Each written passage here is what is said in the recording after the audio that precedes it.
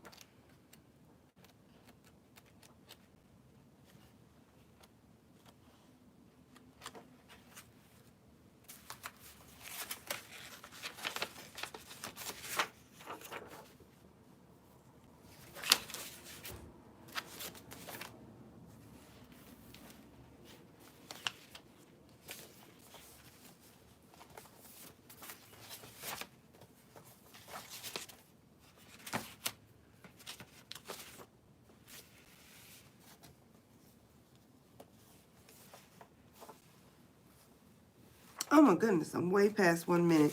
Okay. Hey y'all, what's up? It's me. It is Everything Fresh and Sassy. How are you? I hope all is well with you. I do. Mind, body, spirit, and in health. If you're ever wondering why I'm just sitting here, for a minute or so when I first start my videos, it's because, oh, here it is. This is what I was looking for. You need me, Mama? Oh, that's mine? Mm-hmm. You take another one back? Where is it? The other charger? The fast one? Where is it? You don't need it? Okay. You need help? All right.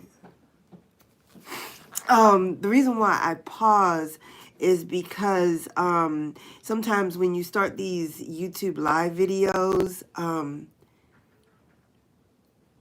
you can see yourself, but you're not always engaged on YouTube immediately. So I give it some time so that when I start talking, I don't come in like mid-sentence and you're wondering like, what is she talking about? She just started talking in mid-sentence. So that's why I do that. So I didn't mean for it to go almost 2 minutes. I was sitting here looking for some notes because I'm really trying to decide what I want this video to be about. I wanted to just kind of come in here and chill a little bit, play a little music, talk, and cut up just a bit. Wow, there's 2 people here. What y'all doing up? It is 2:37 in the morning. What y'all doing up? I guess you could ask me the same question. What am I doing up? Anyway, it's been a long day. We're doing our best to keep a pipe from, or a couple of pipes maybe, from bursting. I woke up this morning and I didn't have any hot water in my bathtub or my shower. I can't flush my toilet.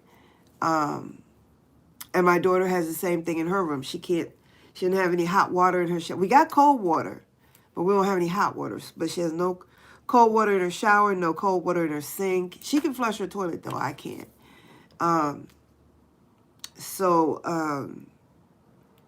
We called a very reputable plumber for them to come here and say, we don't know what's wrong. And the guy was just like, he almost got on my nerves a little bit because he was downstairs in the basement. He started down there in the furnace room because we thought maybe one of the pilot lights had been blown out. And I say one of the pilot lights because there's 2 water heaters in this house because it used to be an apartment. And there was one water heater for the first apartment and then another water heater for the other apartment. So we thought it was one of the water heaters that wasn't functioning. But the water heaters were fine. But he just kind of got on my nerves because he said he wanted to check out, the bathrooms where there was no hot water. So he comes up here into my bathroom and he's got the water running and everything. And he's like, oh, you see this faucet right here? It's not installed the right way. I'm like, why does the faucet not being installed the right way? What would that have to do with me not having any hot water? We've been here almost 5 years. I think it's been 5 years. And I've never had a problem. And why would it be the faucet? especially if the same issue is happening in my daughter's bathroom. So then he was like, he opened up, it's a jacuzzi bathtub. It's one of those heart-shaped bathtubs, right? So he pulls this panel off and he looks up under the jacuzzi and he's like, oh, you see this here? This is your hot water adjuster or something like that, and it's not working right. How do you know that? You just opened it up and put your flashlight in there. How do you know it's not working right? Again, what does that have to do with my daughter's bathtub, right? He didn't know what he was doing. So in the end, he finally admitted that this is a very complicated case. I'm not really sure what's going on. And I'm like, a complicated case. Okay. So we just left it at that, and he still wanted to charge me. I said, so what's the charge for today? Or my husband asked him, I told my husband to ask him, what is the charge for today? Because they charge, $80 to come out there just to look. And so I said, well, ask him what the charge is going to be. So he asked him, and he was like, oh, it's, $89. And we're like, $89. And he's like, yeah. We're like, $89. He's like, I'm like, you want to charge me $89 and you don't know what's wrong? You couldn't figure it out? Okay. So I didn't want to argue with him. My husband didn't want to argue with him. So we just said that we would just call the office and explain that, he couldn't figure out what was wrong. Why do we need to pay him? And see what they would say. We weren't going to argue about it, but just to see what they would say. So anyway, that's what happened with that. And so we've been kind of like nursing over the pipes that we can get to, because most of the pipes are in and behind a wall, so we can't get to them. So not much for us to do until the plumber comes. So anyway, I'm getting ready to fix me a treat. I don't know why this is sitting up so high. Maybe if I put this down a little bit. Hold on. Ooh, I'm smashing my legs. Oh. Okay. Maybe if I move back some. Okay, that's better. So anyway, I'm going to fix me a little treat. I can't have but a little bit because I already had 2 cups of tea today.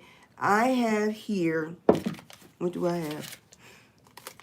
My 2 favorite teas right now, and that is decaffeinated Earl Grey and Stash Asian Pear Green Tea Harmony. Yeah, I got 2 tea bags tonight. I'm kind of greedy like that. Ooh, that smells so good. And did you know that they say, that do the same, that if you juice 2 lemons each day, you will get a full day's supply of vitamin C with 2 lemons. I think that's kind of inaccurate because lemons come in different sizes and give different juice amounts, and maybe you don't get all the juice that you need to get out of that lemon. But what they should say is 2 ounces of lemon juice gives you a full day of vitamin C. If that's the case, if 2 ounces gives you 2 ounces, a full day of vitamin C, that's what they should say instead of saying 2 lemons. But, they always want to keep us guessing and confused and not knowing, yada, yada, yada, etc., etc., etc. So I'm putting in a whole lemon into my Earl Grey and my pear tea. I have here some orange blossom water, and this stuff is potent. So you only need oh goodness, whoa, that's way too much. Here's the cap, right? I'm sure you can't see it, but let's see. If you could use a dropper, which is probably the best way to measure this out if you're putting it in tea. If you could use a dropper, I'd say 5 drops because it's potent, okay? Orange blossom water, and I got a little honey here. I'm going to add that to my tea. Oop, that's hot. That's not mine. So we're just going to just drizzle a little bit of honey. A little bit of honey, just a little bit. Into the tea. I can't drink this whole cup of tea because, like I said, I've had 2 cups of tea today, and normally I get 1 cup of tea a day. But I guess because I'm a little stressed out, I'm on my 3rd cup. Or we could call this an early cup of tea because it's now technically Saturday in the morning, right? So, okay. What else? What else? Oh, and some lavender extract, okay? My favorite way to make a good cup of tea. Ooh. And that's it. That's all. That's basically how I make my tea when I drink my tea. And it be so good. It be so good. It be so good. So this is my little treat before I go to bed tonight. I needed a treat. I think I deserve a treat. Today was stressful. It was stressful. It wasn't stressful, but, you know, you get nervous when those pipes, you know, because that's a whole mess right there. If those pipes explode, you know, you got to pay to have the pipes repaired and replaced, and you got to get wet vacs in here to clean up and clear up all the water, and it's just a mess. So we're doing what we can to not have that happen. So anyway, I wanted to come in and talk to you all. At first, I just wanted to come in and just kind of, you know, I thought about bringing my record player up here. I'm in my daughter's office right now. Let me show you what my daughter's working on for me right now. You want to see? Do you want to see? I'll show it to you. She's making me a rug.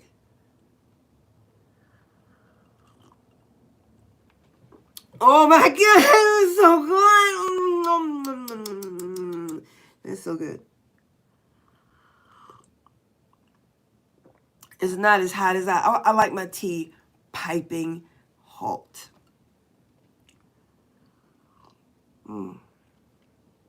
That is so amazing. I just got my whole life in a few sips of tea. I'm sorry, y'all. I don't mean to be slurping, but it's so good like that, right? Let me show you what my daughter's working on for me. This is my birthday present. Oh, shoot. I can't get from behind the desk. I can't get my leg out. Okay. Turn the camera around so you can see what my baby is doing for me.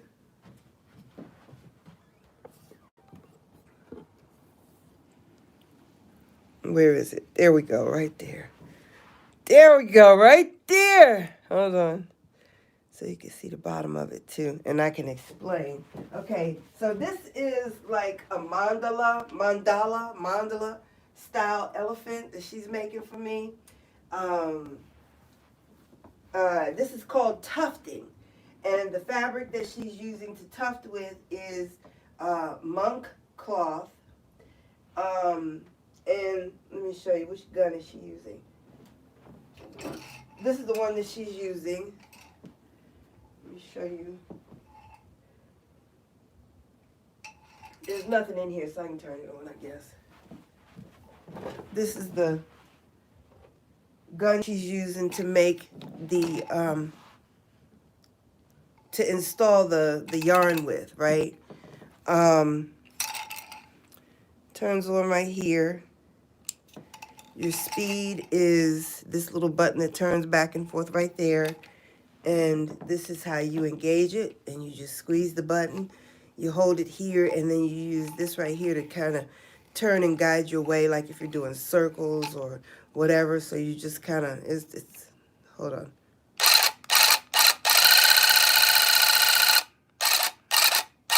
And this is called a cut pile.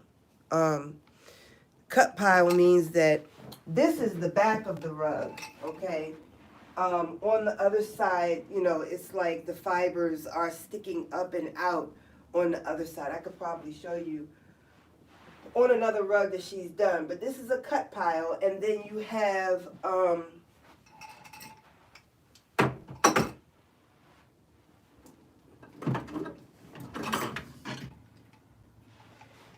this one, which does a loop pile. She doesn't really like the loop pile. I like the loop, and I think it's nice when you mix textures and you do cut pile and loop. It just adds dimension, texture, and I say interest when you use both of them. But she doesn't like the loop pile, but I like it. I think it's nice. So that's what she's working on. For me, and as I said, this is a mandala, I don't know how you say it, kind of style with the different symmetric shapes and circles and things like that. And so she drew the elephant first. And after she drew the elephant, she took the tufting gun and she outlined everything in black. And so now she's filling it in. And you probably can't see from there, but she's got a legend up here at the top of the rug with the different colors. So she's got BL for, or LB for light blue, yellow is Y, B is black, etc., etc. But it's going to be really pretty. This area here is going to be yellow. The flower petals here are going to be red. Same thing here and there. And this is 6 foot tall by 6 foot wide.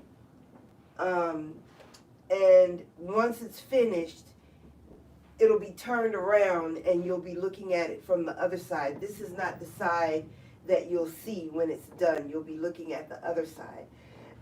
There's a hole right here because we stretched it too far. I was trying to help her stretch it. It might have even been my fault, me being helpy helperton, right? But I think I might have stretched it too far trying to, put it on the rack, the frame for her. And her brother built the frame. He built this one for her. She built 2 by herself, and then I built 1. And then there's another one downstairs. So there's 1, 2, 3, 4. There's 5 frames altogether that she works with. And we're trying to work with, well, I won't say who we're working with. That's her job. That's her business. I'm not, putting out nothing there. I'm not putting out anything she don't want anybody to know about, because she's just getting started. So, but anyway, what was I going to say? It's 6 by 6, 6 feet tall, 6 feet wide. Oh, and the hole that's down here, what she's going to do is she's going to finish the entire rug. And then once the rug is done, we'll take it off and she can sew this up with like a loop needle. And then once she's sewed it up with the loop needle, she has a choice of either finishing this area by hand with a hoop. Where is the hoop at?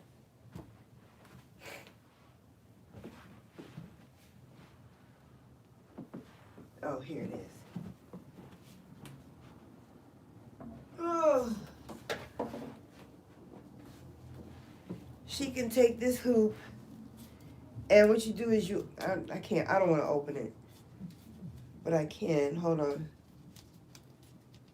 Just loosen this, and then you take this piece out, you put the fabric over this, and then you lock this on top of the fabric to hold it taut and in place, and then you tighten this piece up right here. And so she'll be able to finish this little area down here by putting the hoop on. She'll probably have to do half and half. Half of it over here, finish that, and then finish this. But she's got to sew that closed. But once she sews this closed, you won't even know it, because not only is she filling in the elephant itself, all of this is going to be filled in. And it's going to be an ombre. Like at the bottom, it's going to start out red, orange, and then yellow, finally finishing up at the top. So it's gonna be really nice. The ombre going around the elephant, and then all the different colors that will be, you know, inside the elephant. It's gonna be so pretty. I can't wait until she gets finished. So yeah, that's what she is doing right now, and I'm excited. She's got quite a few finished. Oh, can I get in? Can I get in? Can I get in? I'm in. I'm in. Okay, so anyway, like I said, I didn't know what I wanted to come in here and talk about. You know, this past week I had to go to a funeral. One of my neighbors, her brother passed away. Arnold Schwarzenegger's car accident or botched offering. Oh, and did you all hear about Regina King? Her son apparently, allegedly committed suicide. Regina King, that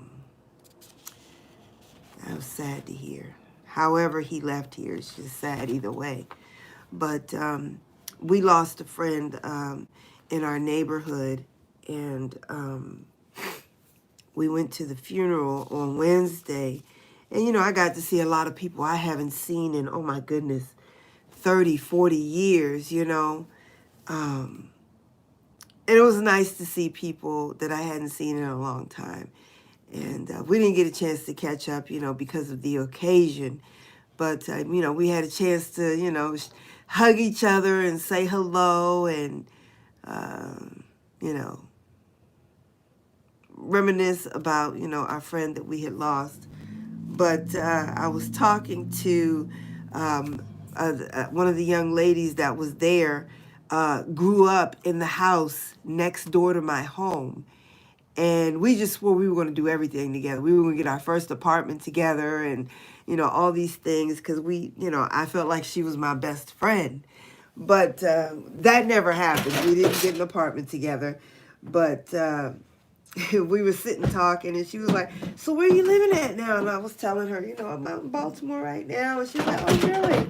And so she was asking me, you know, where I was. And so I told her, you know, I gave her my address and everything. And she says, so how do you get there? And I'm like, girl, you're going to have to put that on GPS. She's like, well, where exactly is it? I'm like, I don't know.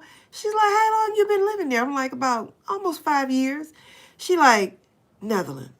You don't know where you live. I'm like, I know where I live. I have the address, but I can't give you a landmark. I don't know what landmarks you know or don't know out there. Do you know, Baltimore? So then she said, well, how do you get there? And I said, well, sometimes I go out this roadway or sometimes I go out that roadway, but I don't know how to tell you how to get there. She's like, are you serious right now? She said, how do you get home? I said, I just know what it's supposed to look like where I'm supposed to be at. I couldn't believe when I said that I had said that because it sounded so silly. I just know what it's supposed to look like where I'm supposed to be at. And, you know, what lane I'm supposed to be in right now and, you know, what it looked like over. That's all I know, you know. I can't give you a whole bunch of details on how to get here. I know which roadway you can come out, but I can't tell you, well, then after that roadway, you got to, I just can't. You got to find it on GPS. I'm sorry. I'm old. Okay. So, but anyway, I thought that was funny. And then I saw another one of our friends who lived on the next block over. It was five brothers and 2 or 3 sisters. And I saw there was a set of twins, and I saw one of the twins that night, but they're not, it's 2 brothers. They're not identical twins. They look like night and day. They look absolutely nothing alike, okay? But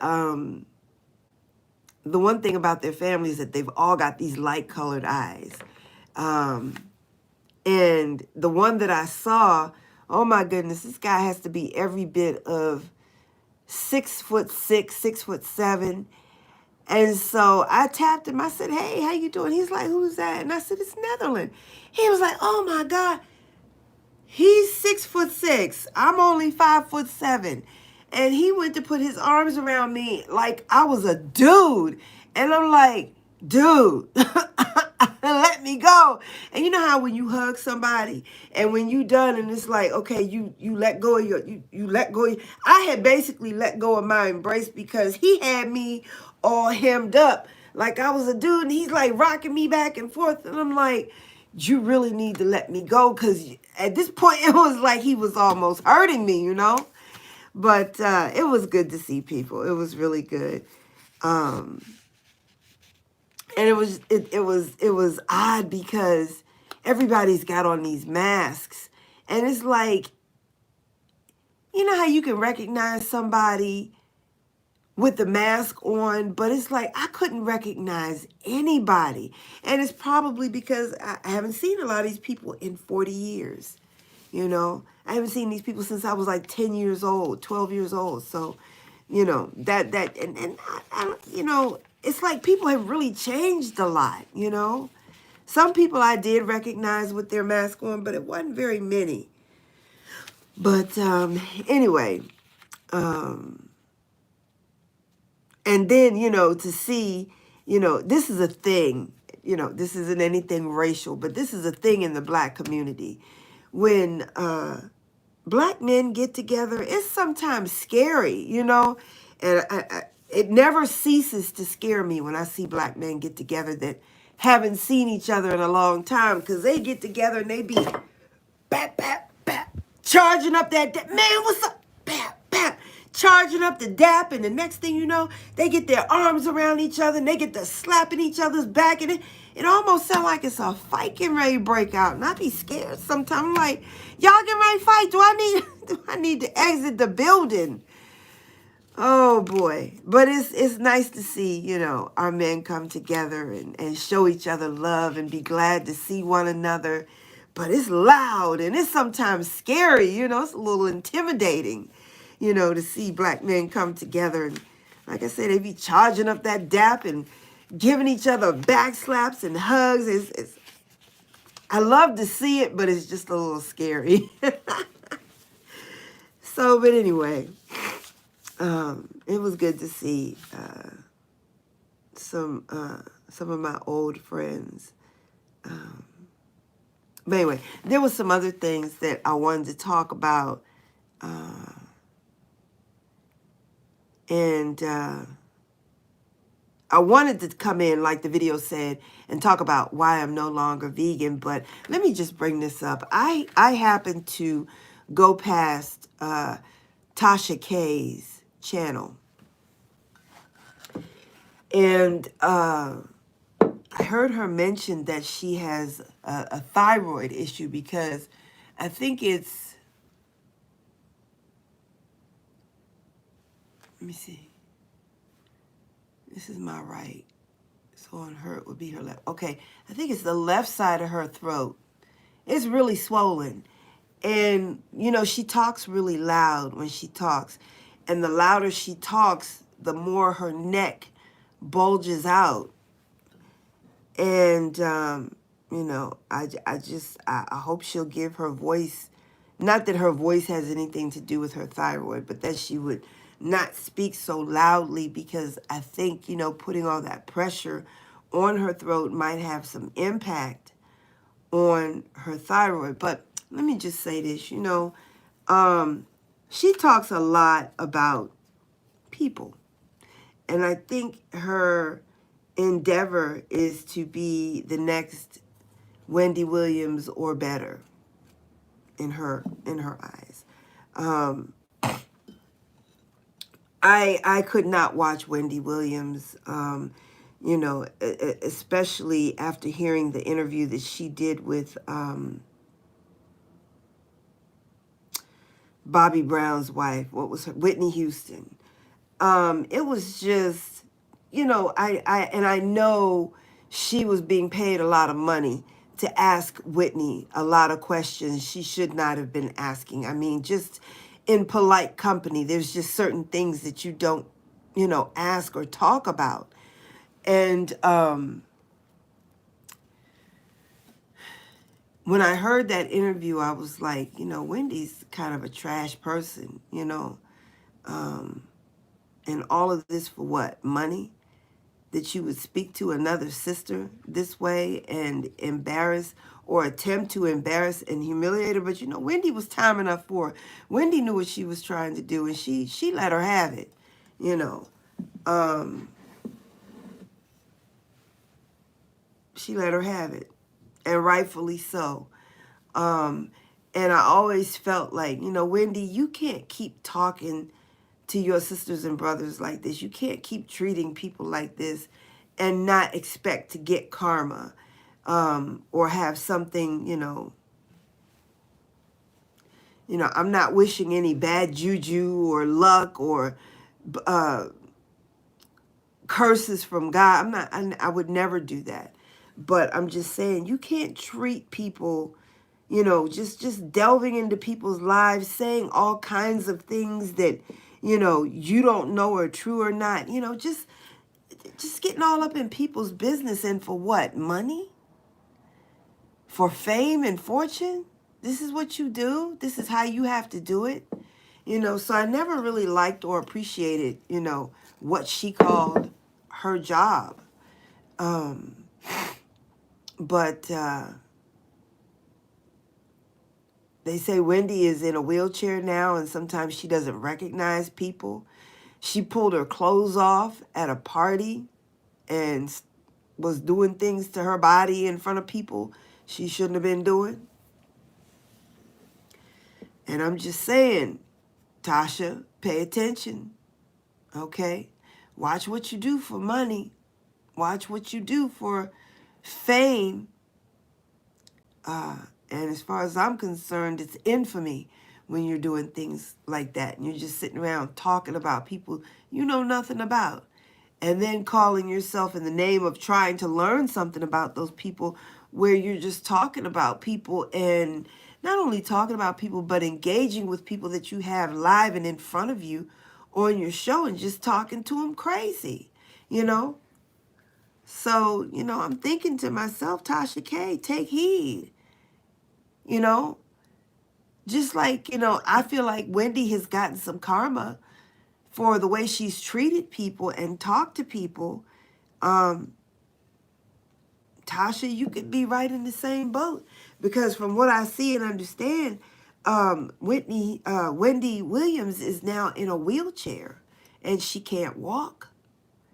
And sometimes she doesn't know certain people. It's not a good look.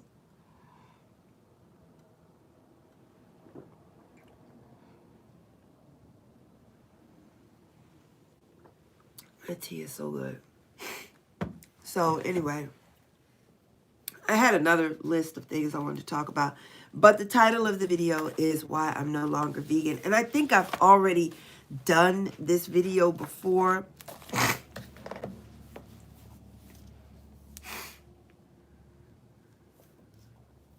Everything Fresh and Sassy, Why I'm No Longer Vegan.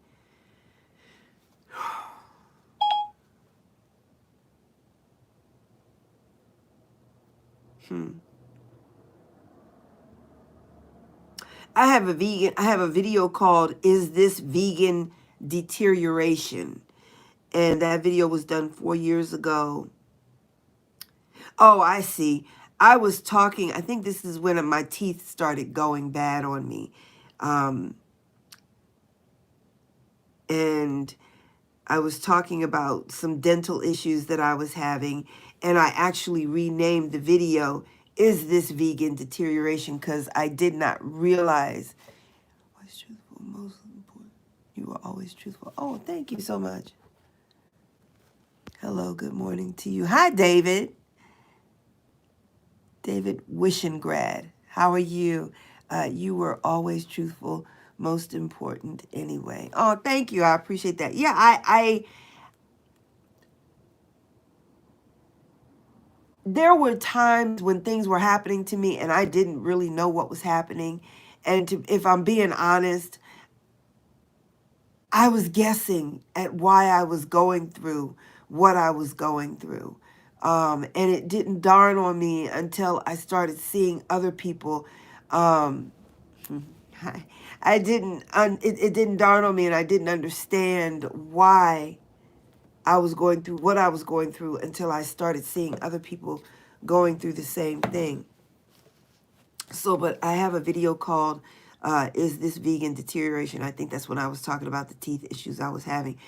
But when you Google everything fresh and sassy, why I'm no longer vegan, there's a bunch of other videos underneath of my videos about other people who are no longer vegan, and they're telling their stories as well.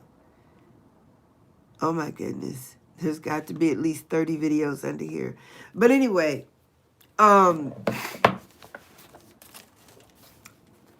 sure I have a video. I'm sure I did a video. It might be on private, and I don't know why, because I want people to know why I'm no longer vegan. So, but let me just, I got notes here so that I can stay on track and not be too long, because it is now 3:10 in the a.m. and I should be asleep. Okay, but the problem with being vegan is, number one, is that it's just not enough nutrition. When you look at being vegan on paper, it looks good. It sounds good. I watched all of the documentaries, Fat, Sick, and Nearly Dead, Super Size Me, oh gosh, I have a video called Why I Am Plant-Based, and under that video, in the description box, I've listed all of the documentaries, all the literature that I have read about being vegan, and that's what kept me on the track and on the path of being vegan for 10 years. And it looks good, but tried, tested, and true, while it looks good, it's just a lie. It's not a sustainable way to live. Being vegan, you will suffer one deficiency after the next. And that's exactly what everyone talks about when they tell their story of not being vegan. And when I decided to no longer be vegan, I didn't know that there was this mass exodus of people who had decided that they didn't want to be vegan anymore. I didn't know that. I knew of one person, and that was Trish Wonder. No, Tish. Tish. Tish Wonders, like Stevie Wonder, but with an S on the end of her last name. Tish Wonder. She came out with a video talking about why she was no longer vegan. And I was like, Tish, for me, was like the epitome of being vegan. I felt like that's what you look like when you're vegan. You know, that's what you look like. But she was suffering too. And when she announced she was no longer vegan, I was like, oh, wow, it's not working out for her. But I never thought that, well, maybe something's going wrong with me. I never thought that, you know. I never equated the problems that I was having with being vegan. I just didn't equate that. Hold on one second. Let's see. I've not eaten animals in 40 years, and I don't believe there is a such thing as being a vegan. Okay. Wait, hold on. I've not eaten animals in 40 years, and I don't believe there's a such thing as being vegan. Okay. Do you eat dairy, eggs, or honey? Yeah, I eat dairy. I don't eat eggs only because I don't like the smell of eggs, especially when you cook them. And I've used eggs in like cakes and things like that. I still bake my cakes and all of my breads and things like that without eggs. And that's just because I don't like the smell. And there's just something that kind of grosses me out about eggs anyway. But full fat cream, butter, I eat all of that now. So yeah. But when I became vegan, it just, when I became vegan, it was to, I thought it was going to fix everything. I thought I was going to just have hair down to the floor, long nails, glowing skin. My health was going to improve. I was going to be able to get off the 2 medications that I was on. I didn't do it because, I wanted to save the animals. I wanted to save me because I had my mother, her mother, my Aunt Eleanor, my Aunt Beulah,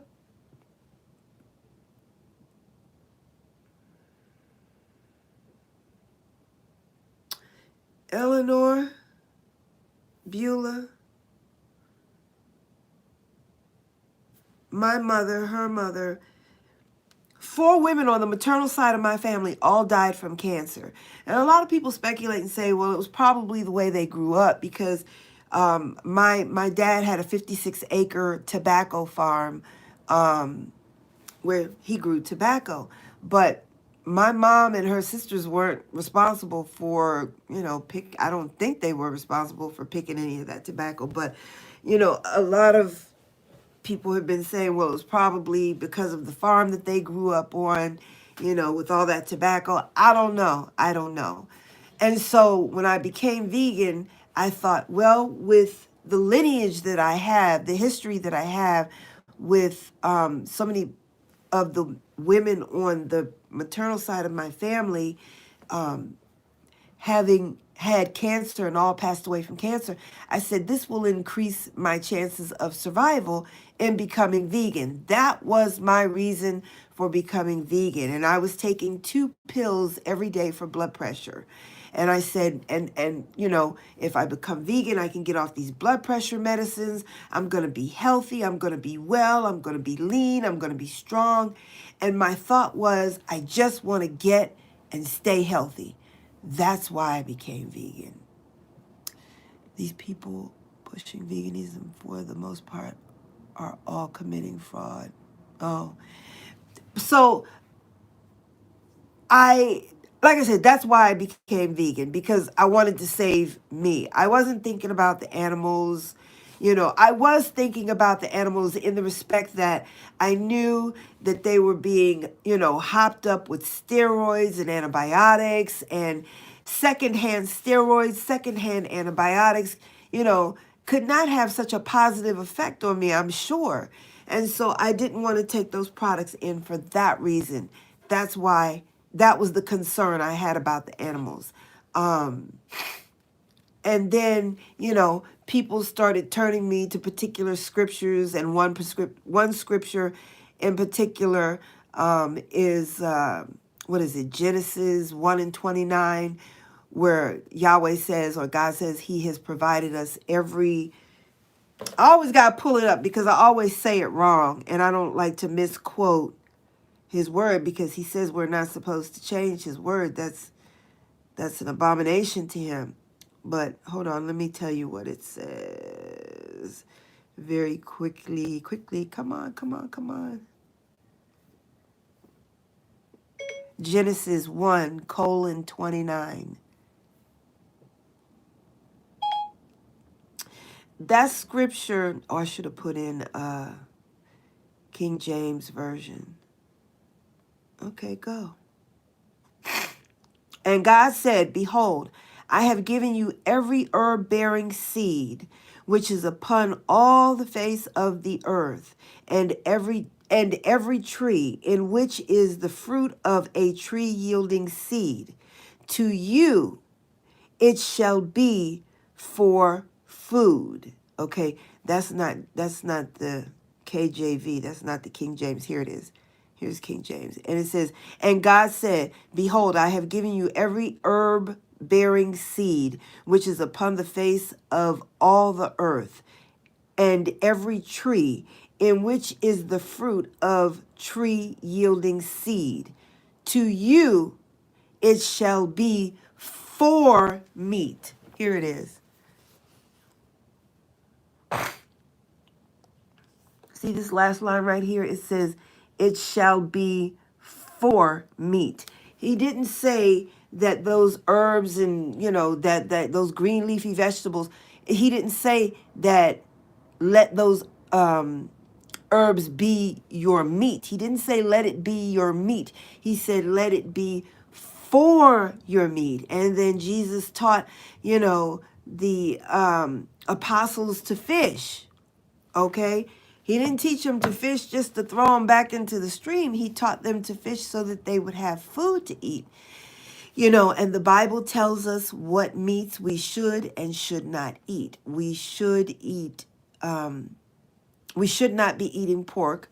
We should not be eating the little urchins of the sea, like the shrimp and what do you call it?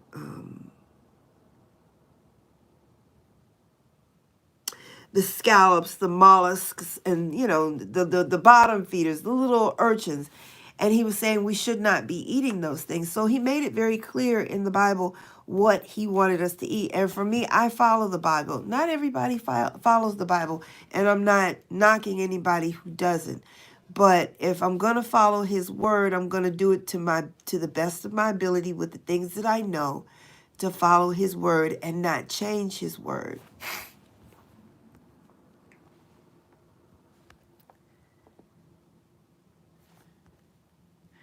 These people pushing vegan. Okay, yeah, I saw that one. If you're caring about saving life, any life, that's good and correct. Thank you. Okay. Hold on. Good points. Veganism isn't practical for people who live in colder temperature. Many indigenous people eat animals and plants. Yeah, they do. Hold on. That's the testament, life, witness of Christ himself. Yeah. So, I came to this vegan lifestyle because I wanted to get and stay healthy.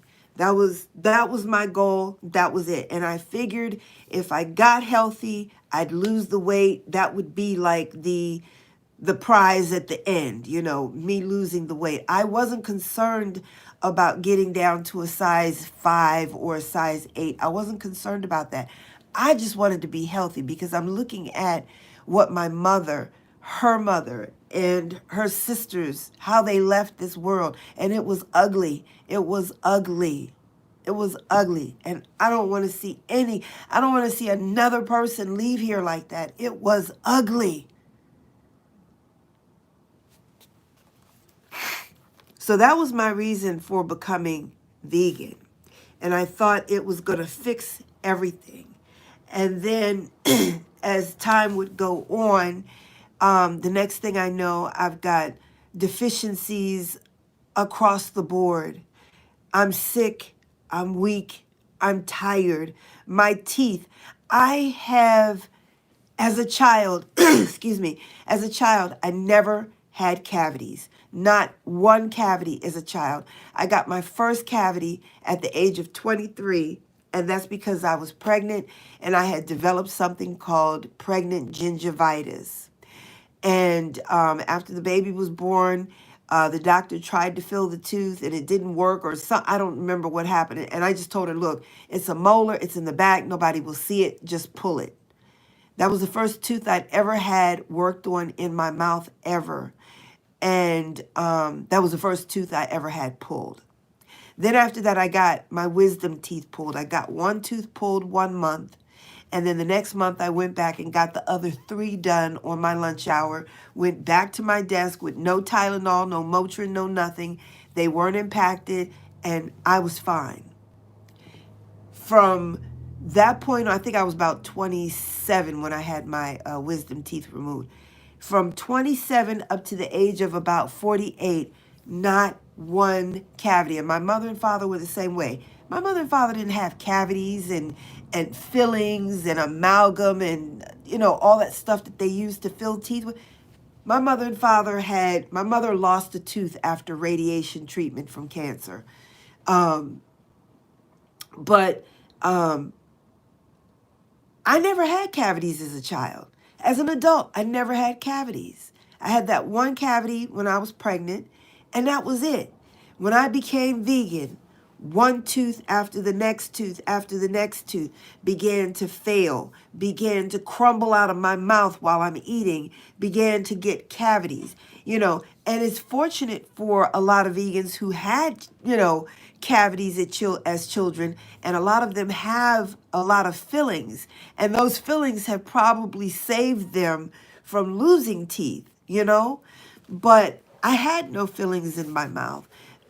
So when those heavy and strong abrasives and what do you call it? Abrasives from the vegetables and fruit that you're eating, the acids that come from those vegetables and fruit that you eat all the time, that wears down on the enamel of your teeth.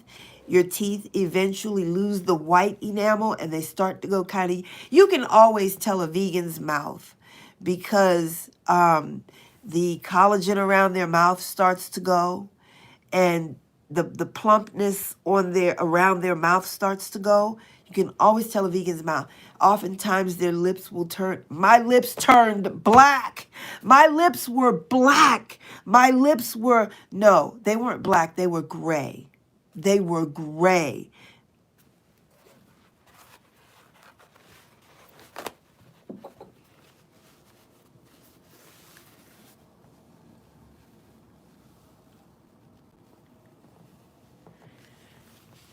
You see how my bottom lip is pink like this? My bottom lip was, my top lip has always been dark, okay? But my bottom lip turned dark. My bottom lip used to be pink, just like it is now. I just took off the lipstick and the lip gloss that I had on, okay? My bottom lip turned gray. My extremities, my arm from my shoulder down to my hands had turned gray. From the center of my shin down to my feet had turned gray. This from being anemic, this from not having enough red blood cells in my body because I was anemic. All of these things happened when I became vegan, okay? My bottom lip was gray, and it's like one day I looked in the mirror and my lip was gray. I'm like, both of my lips were gray. And I always thought that the black men with black lips, I always thought that was so sexy. I always thought that was so pretty. But when I got it, I didn't think it looked that good. See the dark circles around my eyes? I never had these dark circles until I became vegan.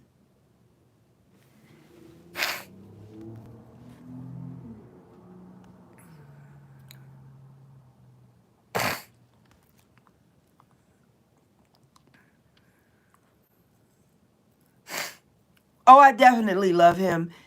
Yeah.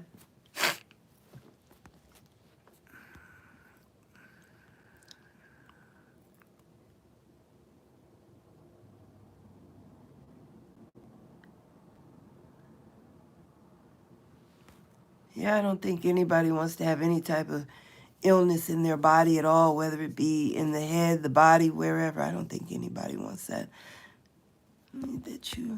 Hold on, if you honestly believe that you need to eat some animals or products to do the best for life, then I will say that's okay.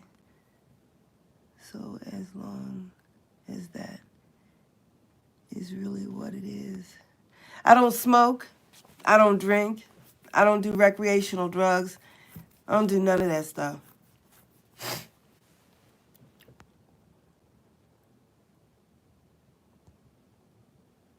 Oh, I absolutely believe that I have to eat meat. Absolutely. I've gotten my color back. My lip is no longer... Do you see this pink on my lip? I got a picture of me in 6th grade somebody sent to me last week. And my lips are now the same color that they were when I was in the 6th grade. Wait, well... Oh, this is my... Okay. Well, I'm not going to pull it up here. But anyway, And when I became vegan, my lips turned. I'm going to tell you what happened to me because I got my notes here, okay? But anyway, being vegan, as I said, I was looking to get and stay healthy. Um, I did a video, and this video is still on my channel now, as to why I became vegan, because I felt it very important for people to know why I became vegan, because I was trying to teach people, you got to be vegan. This is the best thing for you. You're going to be healthy. You're going to be well. You know, they put sodium nitrates in all the meats to keep them pink so that they look nice and pretty and pink and red for you in the store when you come to pick it up. And those sodium nitrates are carcinogenic, and they cause cancer. Listen, there was nothing no one could say to me that could convince me to going back to eating meat when I was vegan. I had the answer for everything, okay? As far as I'm concerned, I was the authority on being vegan. I had all the answers as to why everyone needed to be vegan. And unfortunately, I could not have been more wrong. And I have seen 2 people lose their lives to being vegan. Let me just go on. So, and then one, and I mentioned this last night when I did that other video. I had seen some videos on YouTube, and they were called The Dark Side of Veganism. And when I saw that title, I was like, I'm not going to look at that. I'm vegan, and I'm happy being vegan. And the foods that I made when I was vegan, I didn't eat, fake meat. I didn't eat frozen foods. I didn't eat the fake meat. I didn't eat frozen foods. I didn't eat soy. I didn't eat corn. I ate very, very clean as a vegan, as far as I thought was clean. I ate very clean as a vegan. No corn, no soy, no fake meats, none of that, okay? And I thought that I was doing the absolute best for me. And if you go back and look at a lot of my recipes, I have a playlist called Dining with Fresh and Sassy or something like that. If you look at the foods that I made, these were foods made from whole foods only. When I say whole foods, I'm talking about foods that are whole just for as they are, not Whole Foods as in Whole Foods store, okay? I was eating only whole foods, and I was making beautiful, sumptuous meals and, appetizers and desserts and, just really good and what I thought was healthy food. It just was not enough nutrition. It just wasn't. It wasn't. And slowly but surely, my health began to deteriorate. And it started with vitamin deficiencies. And it went from vitamin deficiencies to teeth rotting and crumbling out of my mouth while I'm eating macaroni and cheese. And what else? Deficiencies, teeth. My hair started falling out and thinning. I cut my hair in January or February of 2020, and I did not realize that I was practically bald on the top of my head, and there was no reason for me to be bald. My mother had a thick head of hair when before she started doing chemo and radiation. My mother had a thick, full head of hair before she started radiation treatment. My father, thick, full hair. My brothers, thick, full hair. Nobody balding. No one had teeth that were falling out. No one had cavities. My brother, Roland, had 1 tooth removed. That was it. And I remember him being in so much pain. That's how I know he had that tooth pulled. But none of us had cavities and hair falling out and all that. But I cut my hair on camera. The video is still on my channel in 2020. And I bent my head down for some reason. And I saw the top of my scalp when I played the video back. And I was like, oh my God, what has happened to my hair? I'm going to post a video where I've kind of shown my progression over how I've looked over the last 10 years, how it was when I first started, before I became vegan, and then while I was vegan, and then after I left veganism, all the way up to now. It's like a montage of pictures of me. And the amount of hair that I had, and then I've got this one picture where I was at my lowest weight while being vegan. I came from 265 pounds to 197 pounds. And when I got to that 197 pounds, you'll see my face. It's very gaunt. In the picture, it looks like I had not brushed my hair because I had all these little hairs sticking up from here to here, from here to here. I had all these little hairs sticking up. And I'm like, I brushed my hair before I took that picture. Why do I have all those little hairs sticking up? And the hairs were only like that long. And I'm like, what's going on in this picture? I didn't realize that my hair had broken off. All of this hair here had broken off. My hair started thinning here. You can see here, like you can see my scalp there. You shouldn't be able to see my scalp there. And my hairline was here, and it's now back here. It was here. Now it's back here. Okay? I lost a lot of hair. I won't tell you how many teeth I lost. There was no reason for me to lose hair, go bald, none of that. No reason for me to have all those cavities either. I took care of my teeth. I went to, well, I didn't go to the dentist like I should have, but I flossed, I brushed. When I went to, while I was working, I always had a toothbrush at my desk so that after lunch, I would go, we all brushed our teeth at lunch where I worked at, you know? So it was not an issue of me not taking care of my teeth, you know? There are vegans that have all their teeth, but a lot of them have fillings too. And those bits of metal have probably saved them from losing any more teeth. But anyway, it's just not, it was not enough nutrition for me. And I'm just talking about what happened to me, okay? I had vitamin deficiencies. I had deficiencies in biotin, B12, vitamin D, H, K, folic acid, iron, iodine, biotin, selenium, zinc, calcium, potassium, chloride, phosphorus, magnesium. Now, when I get into the potassium, chloride, phosphorus, and magnesium, those are electrolytes.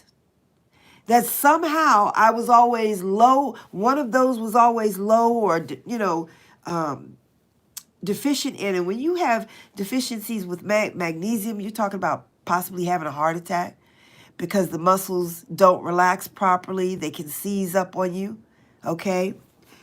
So that's dangerous. And just about any vitamin deficiency is dangerous.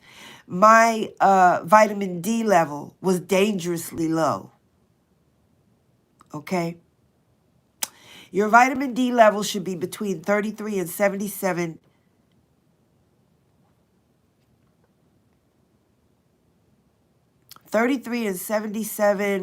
nanograms per every milliliter of blood in your body.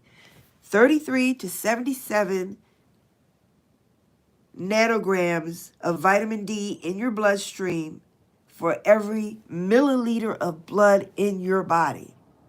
33 to 77. Mine was 8. 8. Only 8. My vitamin D was dangerously low. Okay? I had an iron deficiency. Okay?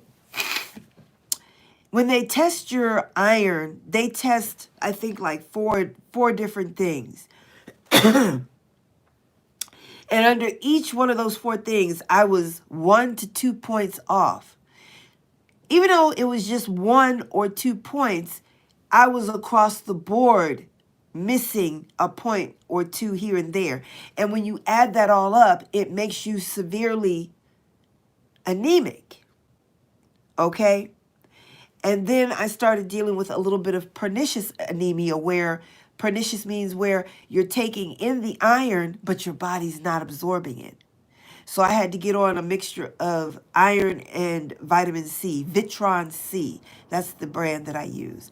And vitamin C, the acid in the, vitamin C helps you to absorb the nutrients from the iron. So I was dangerously low in iron as well. My hands were always like ice. I'll never forget one day me and my husband went to the store, and we were in the store and I wasn't feeling well. I was holding on to him. I felt like I was going to pass out any minute. My hands were like ice, and he had his elbow out, and I had reached through his elbow and I was holding on to his arm, and he went to put his hand on top of my hand, and he said, "Oh my God." And it kind of startled me, but I was so weak and so tired, it almost didn't startle me, but it startled me when he said that. But he said, "Oh my God, your hands are like ice." And when I kind of, did my hands like this, I was like, you know what? It's like I'm dead. It's like I'm dead. And I was all the time cold. I always had on 3 pair of socks. I always had on a pair of leggings and a pair of sweatpants and an undershirt, a t-shirt and a sweater and a house coat. And I'm still freezing. My body temperature dropped to its lowest, 97.4. It took me almost 8 months to get my temperature up to 98.5 after I stopped being vegan. My temperature was always low.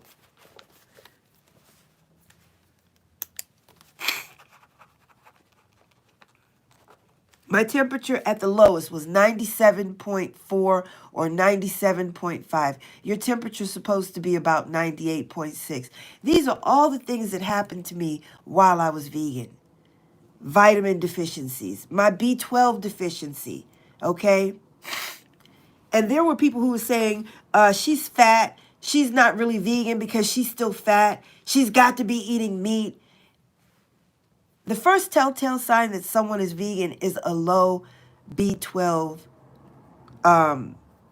or deficient B12, because B12, it is said that we get that from the animals that we eat. They eat the grass, the dirt, or whatever. Cows have 2 stomachs. It gets digested in the first stomach, the second stomach, and it's then somehow retained. The vitamins that they get from the grass is retained in their body, and then when we eat the meat, that's how we get the B12. That's kind of how I understand it. I'm probably explaining it wrong, but apparently we get our B12 from the animal meat that we eat. And oftentimes people who are vegan are B12 deficient. And I was B12 deficient. Your B12 should be around 160, 180, and mine was only 120. Only 120. There's a doctor on YouTube. He was vegan.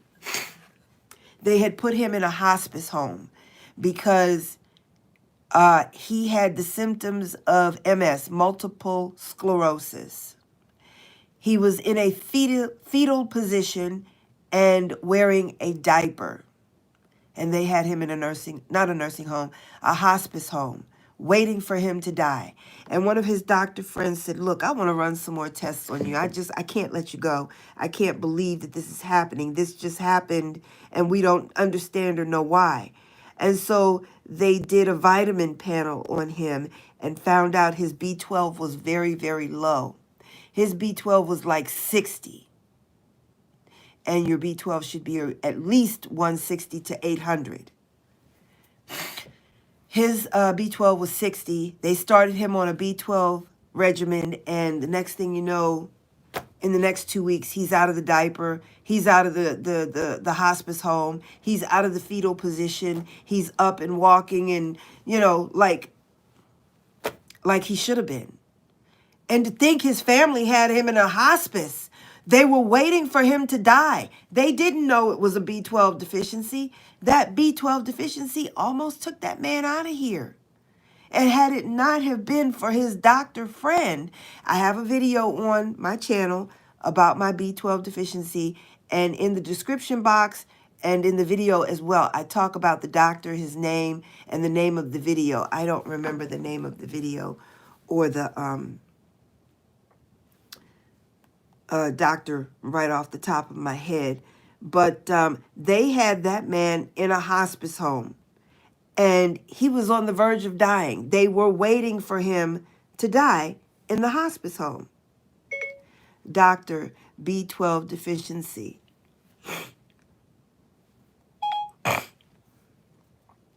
I saw the comments. I'm gonna look at the comments.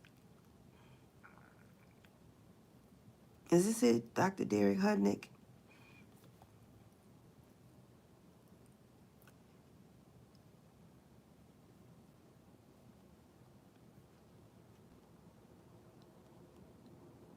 Okay. So, but anyway, they're attributing a lot of things to being vegan, from losing your eyesight, to vitamin deficiencies, losing your teeth. But I'm just talking about the things that happened to me. I'm just sharing my experience. And as I said, I never equated all these things that were happening to me. I never equated them to me being vegan. I just thought, I don't know what I thought. And it was like every 2 months, something else was happening.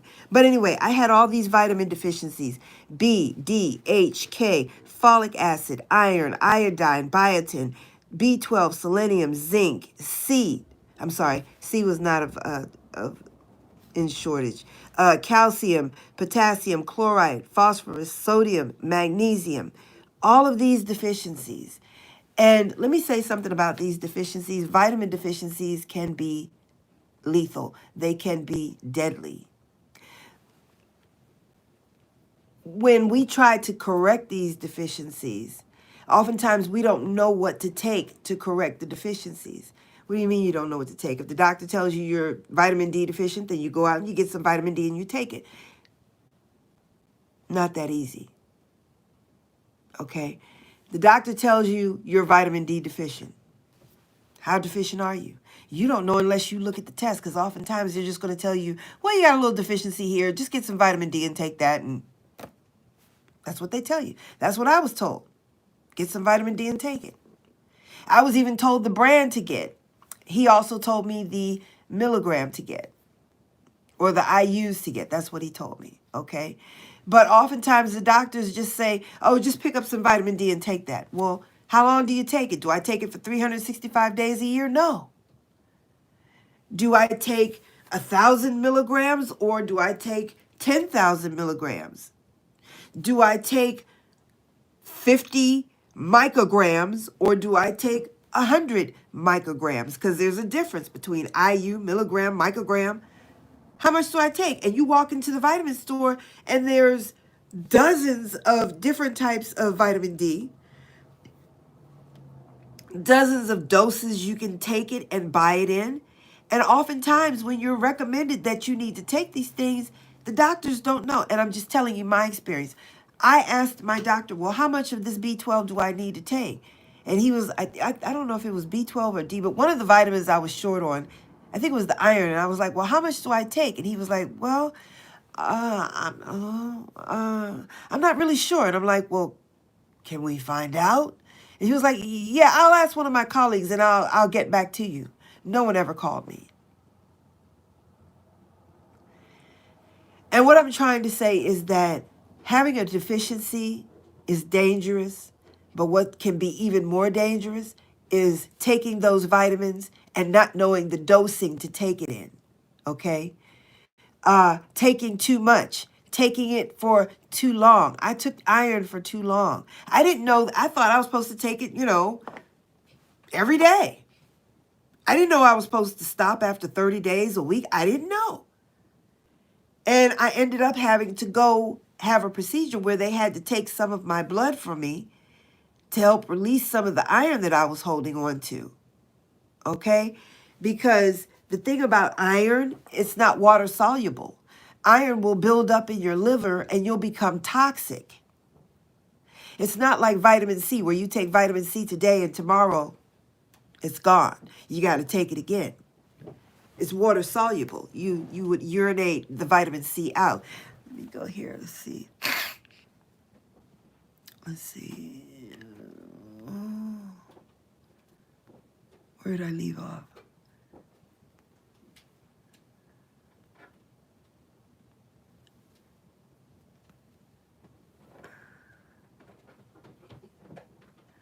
No, I don't smoke. I don't drink. That's good. That's nice.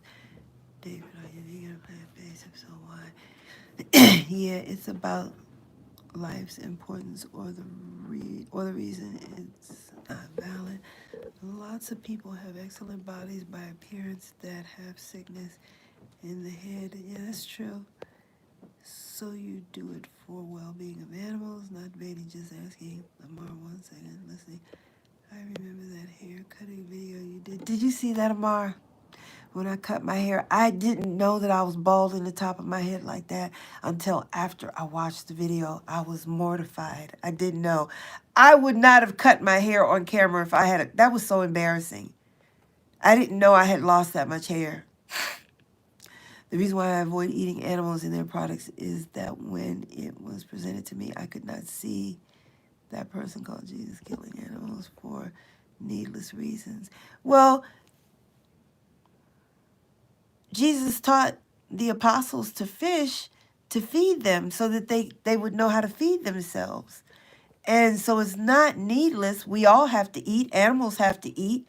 Lions eat. They eat other animals, right? And they have to eat. So I think it's a sin when you kill an animal and you don't do anything with it. You just kill it just to be killing it, you know?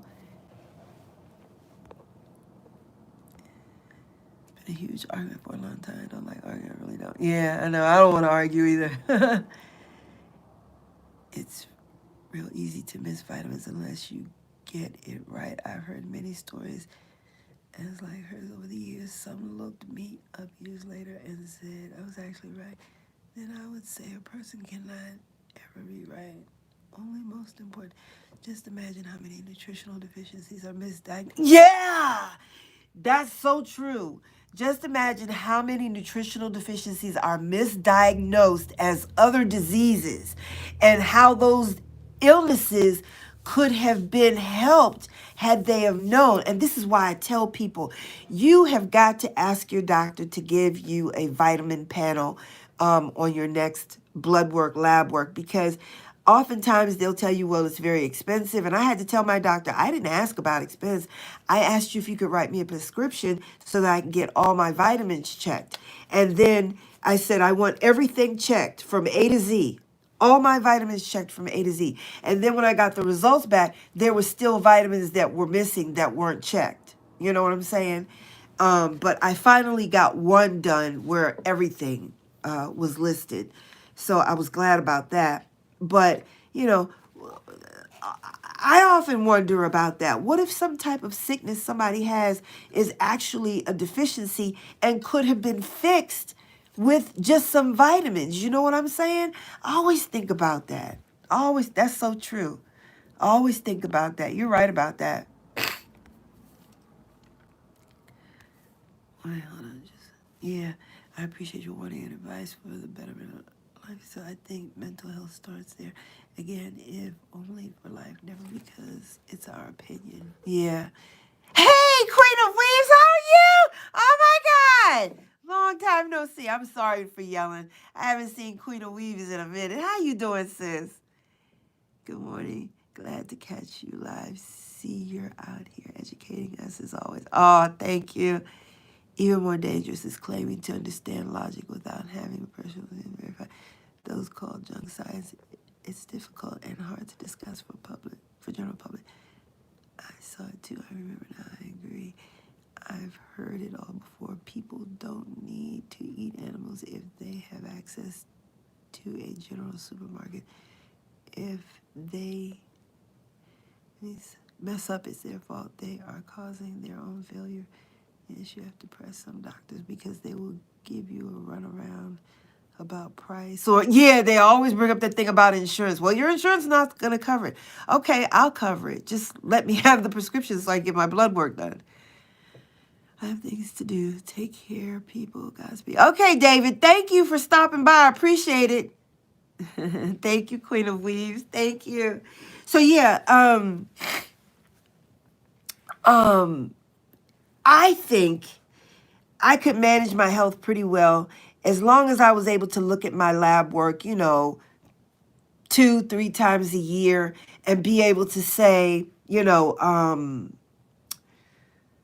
okay, well, this vitamin over here is low. And when you don't have this particular vitamin, all these symptoms and all these illnesses will occur if I don't have these particular vitamins intact, And if I could be able to look at my lab work and see all of that. And that's why I was saying in the video I did last night that there's supposed to be this company where you can order these test strips and you urinate on this like card, and it will give you your vitamin deficiencies across the board. All the nutrients and vitamins that you're supposed to have. If you're deficient in any of them, it will tell you what you're deficient in. And I thought that was a really neat idea. But what they want you to do is urinate on that card, and then they want you to scan the card into your phone, which means that somebody else is looking at your information as well. I want to keep it personal and private, so that's why I didn't order it. So anyway,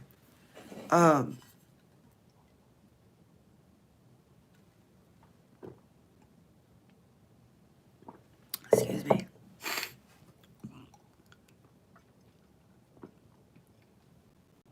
So yeah, I'm just sharing again, the things that happened to me. But as I said, I had, it was not enough nutrition for me. I was only eating once a day, and then I was also eating very late in the day because I got to the point where I had lost my appetite. And I had to start really force feeding myself to eat. And I know people were saying, well, if you've lost your appetite, why are you still fat? Well, here's the thing. I did not document my journey from 265 down to 197 because I wasn't really on YouTube like that. And by the time, but I do have pictures of me when I was 265.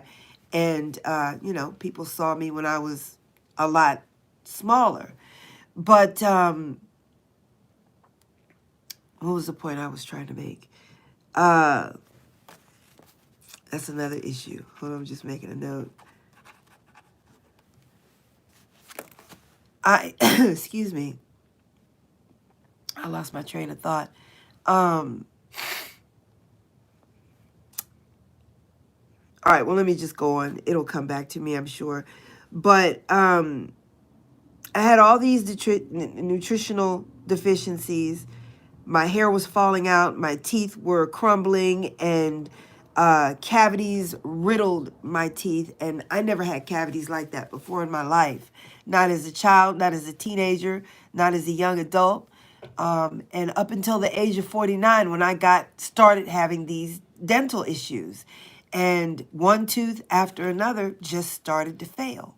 And it didn't matter that I was flossing twice a day and brushing my teeth after every meal. It didn't matter because, see, I'm the kind of person, I don't I don't like to feel plaque on my teeth. It's like there's dirt or there's I don't want to feel anything on my teeth. When I do like this, I want it to be smooth like glass, like ice, And so that's why I like to keep my teeth clean. And I've always kept my teeth clean because I like that. What was that commercial, Pearl Drops commercial? And the lady went, I used to think that was so funny.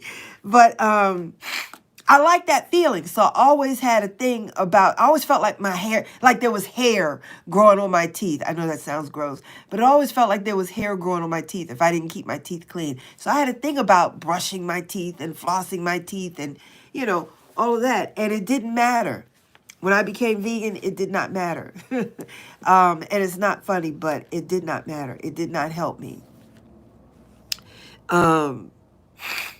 But I did have a deficiency with iron. And when you have an iron deficiency, you are lacking the red blood cells that you need to carry oxygen and energy throughout your body because you become very tired. You don't have the red blood cells with the oxygen levels that you need to move around and to be active, and you're tired, you're sleeping all the time. And because you don't have those red blood cells, there's a good chance, that you could stroke out. You could have a stroke. So it's very dangerous to be anemic and not have it, and to leave it unchecked. So, I had a number of issues going on that were dangerous. The vitamin D deficiency, the B12 deficiency, the iron deficiency. It's all dangerous. And as I said, it's also very dangerous to not only have not enough of these vitamins and minerals, but to have too much, to be taking too many of the vitamins. You don't know when to stop. Do I take this vitamin for a week? Do I take it for 2 weeks? Do I take 2? Do I take 4? What do I take? How many do I take? I don't know. You ask your doctor. Oh, I don't know, but I'll get back to you. I went from taking 2 pills a day to taking 11 pills a day just to feel normal. I didn't come to being vegan. If someone had said to me, I want you to be vegan, but I want you to know that while you're vegan, you're going to have to take a myriad of pills. You're going to have to take a multivitamin, okay? But in taking the multivitamin, we don't know that you're getting proper dosing. So we're going to have you take just the vitamins for the deficiencies that you have. And you're going to have all these deficiencies. And you're going to have to take all these vitamins. You're going to have to take vitamin B, D, folic acid, folate, iodine, biotin, iron, B12, selenium, zinc. You're going to have to take all these vitamins, okay?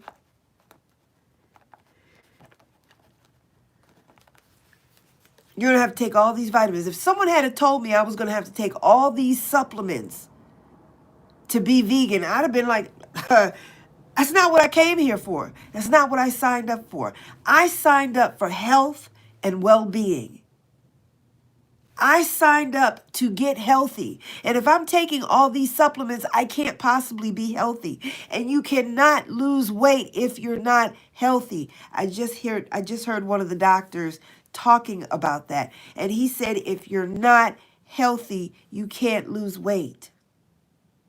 If you don't have the proper nutrition, the proper levels of vitamins and nutrition in your body, you might be able to lose weight, but it's going to be very slow going.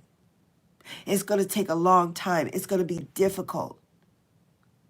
So the doctor was saying, you have got to get healthy in order to lose weight. It's not the other way around. It's not you got to lose weight to get healthy. You got to get healthy to lose weight. Somebody help me now. Am I making sense? Because if I'm not, let me know. You've got to be healthy in order to lose weight. If you're not healthy, your weight loss is going to be slow or non-existent. Okay? And once I came from 265 down to 197, it basically came to a stop. And let me say this, there are a lot of overweight vegans out there. I know of a shop here in, I don't want to say where, but I know of a shop. I know of a shop not too far from where I live. And the owner is vegan and he is not slim. There's two owners of vegan restaurants here that I know of. Neither one of them are slim. And they own a vegan restaurant. And I don't understand why somebody would invest so much time, energy, and money into being vegan and serving other people vegan food. And not only serving other people vegan food, these guys talk and teach. You gotta be vegan. You need to be vegan. That's all they know. That's all they talk about. But they're not slim. They're far from being slim. And you don't get fat from just eating meat. You get fat from eating the wrong foods. You get fat from being sedentary.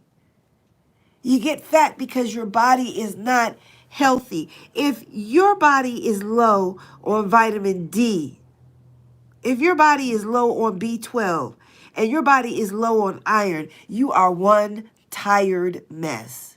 Because vitamin D, B12, and iron have a lot to do with your energy levels. And if your energy levels don't allow you to get up and be active and be able to, you can't exercise if you're tired all the time.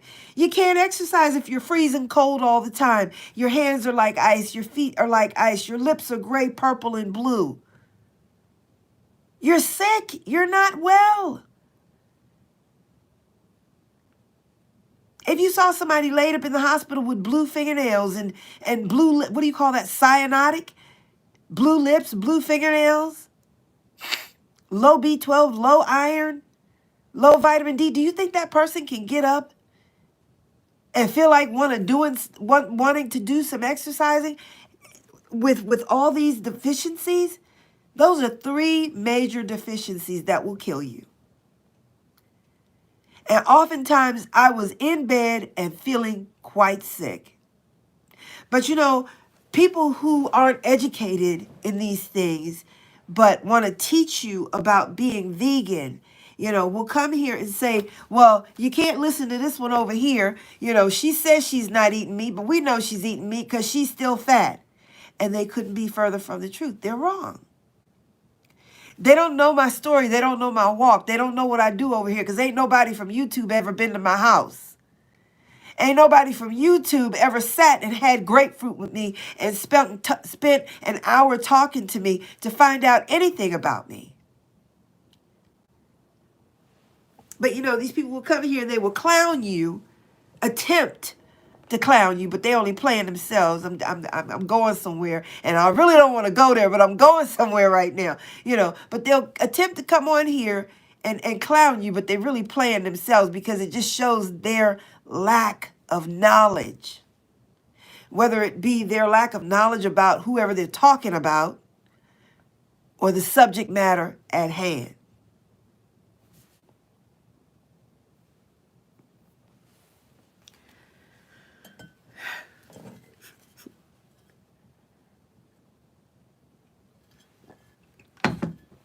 Woosah, woosah, woosah. I'm calm. I'm good. I really am. But yeah, if somebody's sick and don't feel well, how do you sit there and talk about somebody who's sick and don't feel good? Don't look good. My lips were black. They were gray. My bottom lip, my top lip was darker than this. My top lip had turned gray. I mean, I don't know what color you call this, mauve. I don't know what color you call it, but whatever color this is, it was a lot darker than this. And my bottom lip, see how my bottom lip is pink? I was so happy to see my lips starting to turn pink on the bottom. I didn't know what to do, okay? I would wear lipstick all the time when I came on camera because I didn't want nobody to see how black my lips had turned. The dark circles I have around my eyes, I didn't have these before.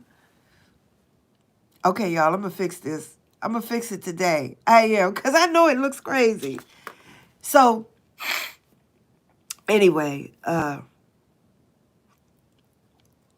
what's today, Saturday? Yeah, I got to take care of this today because it's bothering me. It really is.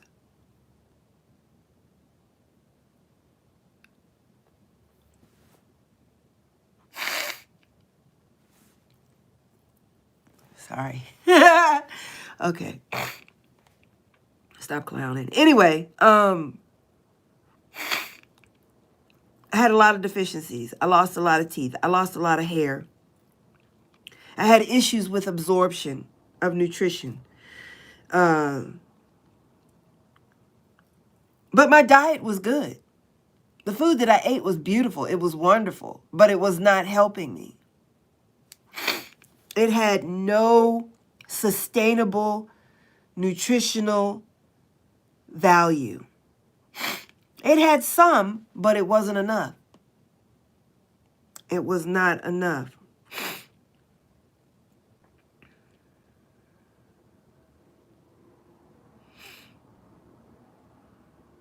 Never eat. Can be very fatty liver also.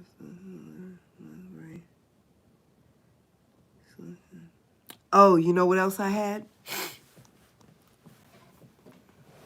I'm not trying to be fresh or anything like that. On my legs, you know, I like to garden. I like to be outside in the summer, the spring, and we always have tons of mosquitoes back there, right? And I would get bit up by the mosquitoes, and the mosquito bites would never heal. They would never heal. I would have mosquito bites for 8 months. Once I was bitten, I would scratch that mosquito bite for 2 months. They would never heal. It's very difficult to heal as a vegan. And it has something to do with not enough fat in your body.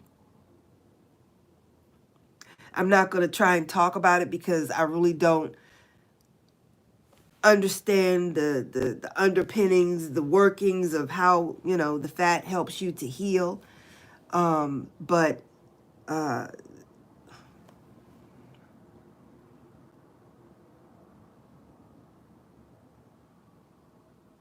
I'm sorry, y'all. Okay, it's really bothering me. I need to take it out, but if I take it out, I can't see, and I have to drive to. I asked my husband to drive me. I'll ask my hubby to drive me to the eye doctor because I've got to get contact lenses because this one, for some reason, keeps rolling up under my eyelid, and I don't know why. Anyway, I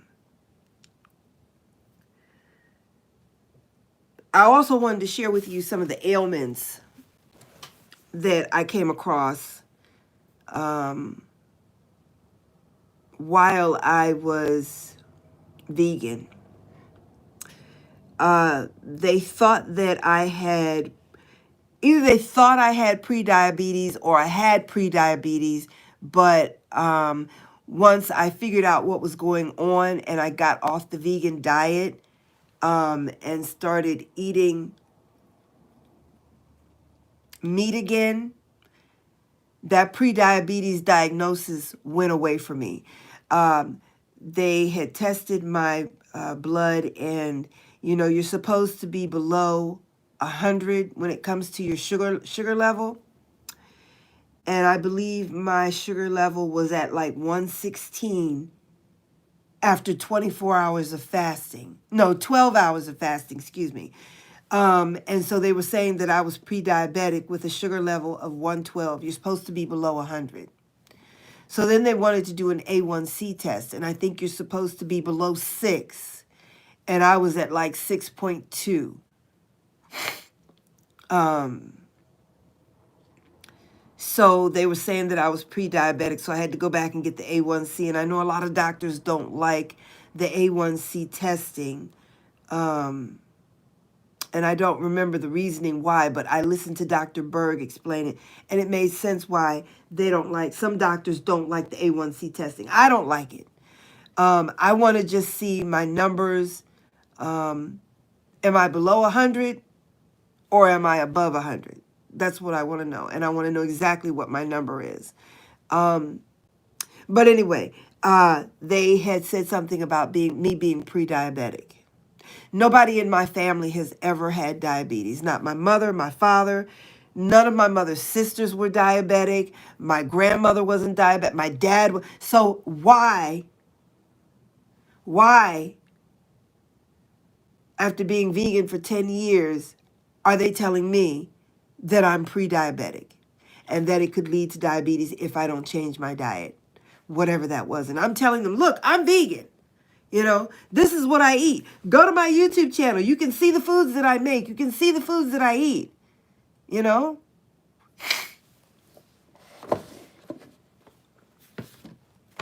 Pre-diabetes as a vegan, okay? When I came to the vegan diet, my cholesterol total was a perfect 167. That's a perfect, beautiful cholesterol. 167 total. When I stopped being vegan, I was feeling very sick. And I said, I can't do this no more, because I really believe that me being vegan is causing me these problems. And this was in 2020 that I made this decision. So I called my homeopath and I told her, I need a blood panel. I need to see what's going on, because I don't feel well. I feel really bad all over. I just don't feel, just this overall. She's like, well, what's wrong? I said, it's just an overall malaise. I don't feel well. Just overall malaise. I can't really pinpoint anything. I don't feel well. I don't feel healthy. So I went in and they did a blood panel for me, CBC, nutrition, all that. Hepatic function, renal, all of that. They tested everything. And a lot of things came back. Again, the prediabetes came back.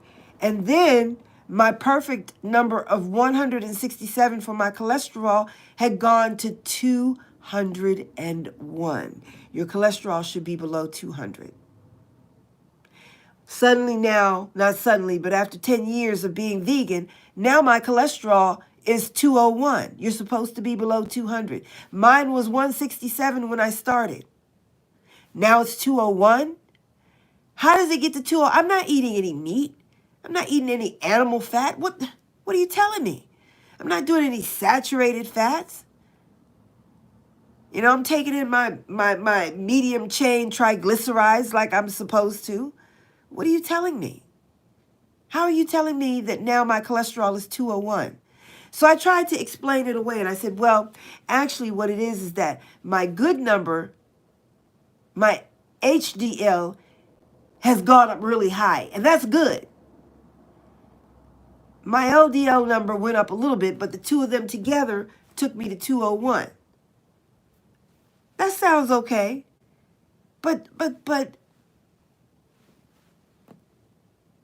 make it make sense. My cholesterol should not have been over 200. It was a perfect 167 when I got started, okay? So here we're talking about prediabetes. I got high cholesterol. Then they were talking about some kidney issues. No one in my family, mother, father, my mother's sister's brothers, my dad's sister, nobody had ever had kidney issues. Why do I have kidney issues now? Well, then, make it make sense.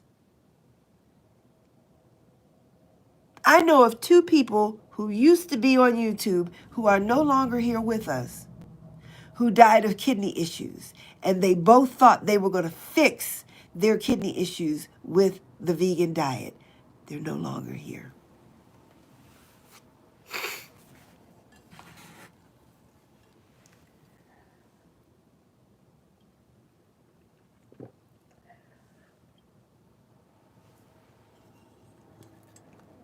You know, there was a lot of talk about taking in sea moss, and that sea moss was good for you, right? If you watch the radical, I don't want to get it wrong. Hold on.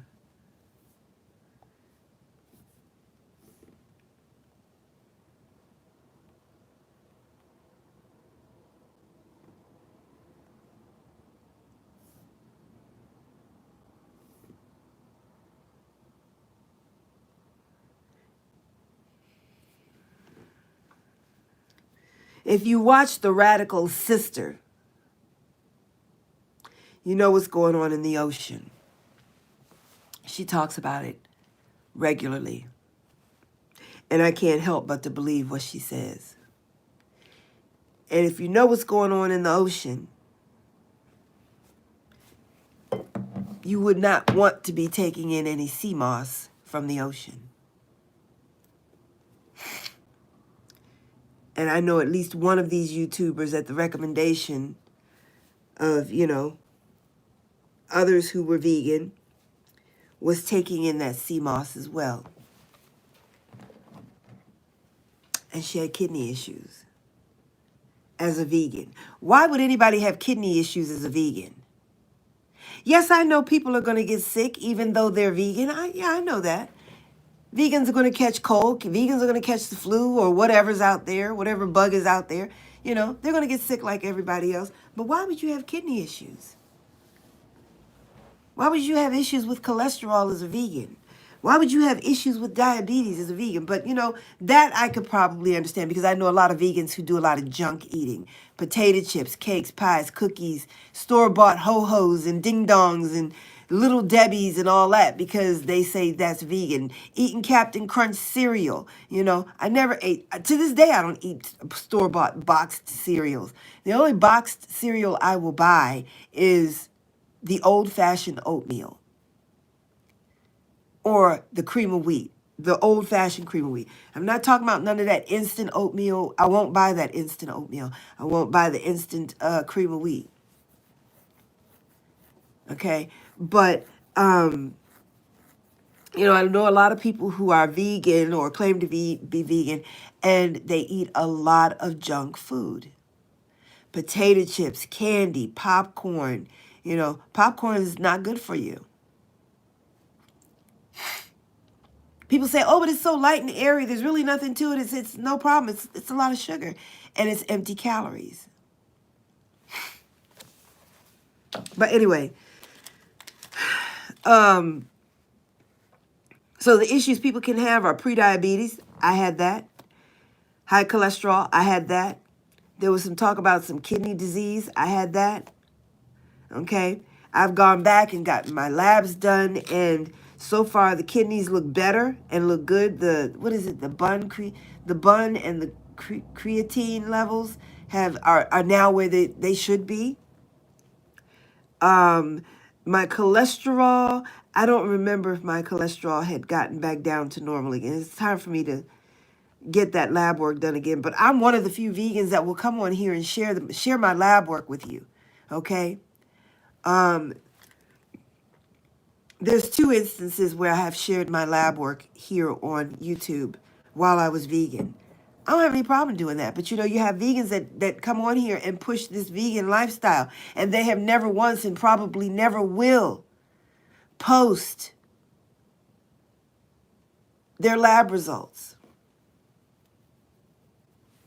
You know, let me say something. I'm not saying what I have to say right now to dismantle or discredit anybody that believes in the vegan lifestyle or the vegan diet. It's not a lifestyle because it's not sustainable. I'm not here to dismantle or discredit anybody who believes that that diet is in any way advantageous to the human body. I'm not here to discredit anybody. Okay? I want to say this, though. If you're vegan, I want you to just take a moment. I want you to take some time. Take some time for you and just ask yourself, how do you really feel? On a daily basis, how do you really feel? Are you having issues with anxiety? A lot of vegan people complain about anxiety. Their heart racing, their heart fluttering, skipping beats. A lot of vegans complain about anxiety. The food and the nutrition that they need to take in order to stave off anxiety is not available in the foods that they eat. That is why they experience these anxiety attacks and levels of anxiety that are not normal.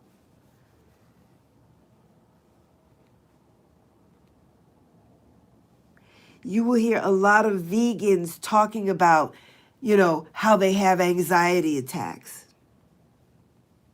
If you've never had an anxiety attack, you could be just sitting still, contemplating your belly button, you know, nothing really exciting going on. You could be probably just sitting there bored, thinking, what am I going to do now? You know, what do I do? I'm just bored. And then all of a sudden, out of nowhere, your heart just boom, boom, boom, boom, boom, boom, boom, boom, boom, boom, boom, not bump, bump, bump, bump, bump, bump. Your heart is going boom, boom, boom, boom, boom, boom, boom, boom, boom, boom. And you can see your heart pounding through your skin, and it's beating really fast. And the next thing you know, you're trying to get air, and you're scared because your heart is racing so fast, and it feels and it sounds like in your head that your heart is beating loudly and that everyone around you can hear it. And then your eyes water up and you're scared, and you're thinking you're having a heart attack, and you think you're going to pass out, and maybe you do pass out. You tell someone, they call an ambulance, they call your mom, your dad, your cousin, your brother, your sister, somebody, help, she thinks she's having a heart attack, and they call an ambulance. The ambulance gets there and your blood pressure is 170 over 90, and you're shaking and you're crying and you think you're dying because you're having a heart attack, and it's just your heart that's just taking off like a runaway horse. That's an anxiety attack. And then after the anxiety attack is over and your heart goes back to its normal pace, resting, you pass out and you go into this deep sleep for about 8 to 10 hours. That's an anxiety attack. That's what an anxiety attack used to look like for me. That's what it used to look like for me. Okay. I saw the comment. I'm going to look at it just a second. Give me 1 second. But that's what an anxiety attack used to look like for me.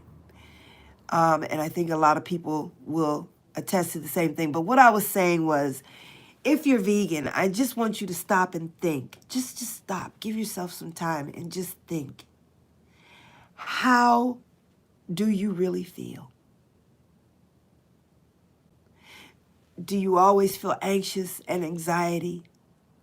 Do you always feel a tightness in your chest? Do you always feel like you can't take a good deep breath in? Do you always feel like there's a metal band wrapped around your waist and your sternum that's preventing you from taking in a good deep breath? Are you tired a lot of the time? Do you feel just listless all the time? Are you having issues with your skin? Your hair not growing, your hair falling out?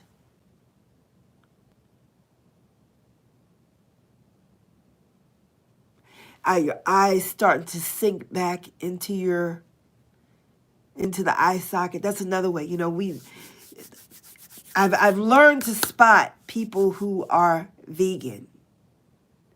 You can tell by the way their eyes have sunken back into their head because the collagen around their eyes has dissipated. It's gone. And now their eyes are very deep set and far back in the socket. Their lips can be dark gray, purple. I'm just telling you, this is what happened to me. They might have the smoker's lip where when they do like that, they've got like a bunch of little fine lines around their lip. That's a loss of collagen.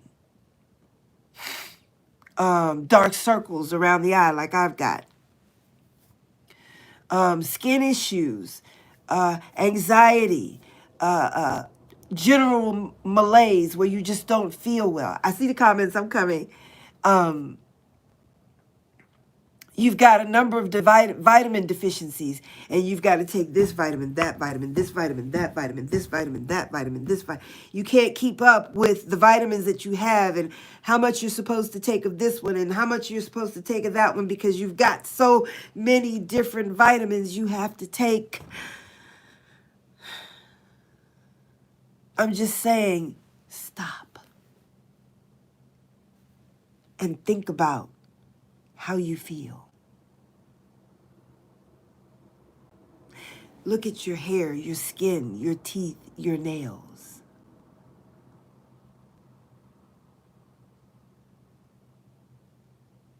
Look at your overall health. Do you have issues and illnesses that no one in your family has ever had before? And listen, I know that there are times when you can get an illness that nobody in your family has never had before, but to have so many, And the reason why I want you to just stop and think, I want to just say something, and this is for anybody out there that's vegan. Stop and really ask yourself, be honest with you, and ask yourself, how do I feel? Do I really see? Do I really see who I'm looking at that mirror?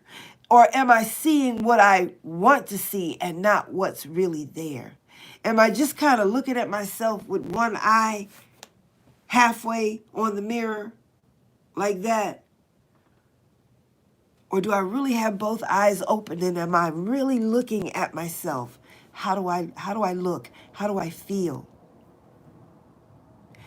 Be honest with you. Look at yourself and ask yourself, how do I feel? Because this is what I want you to do.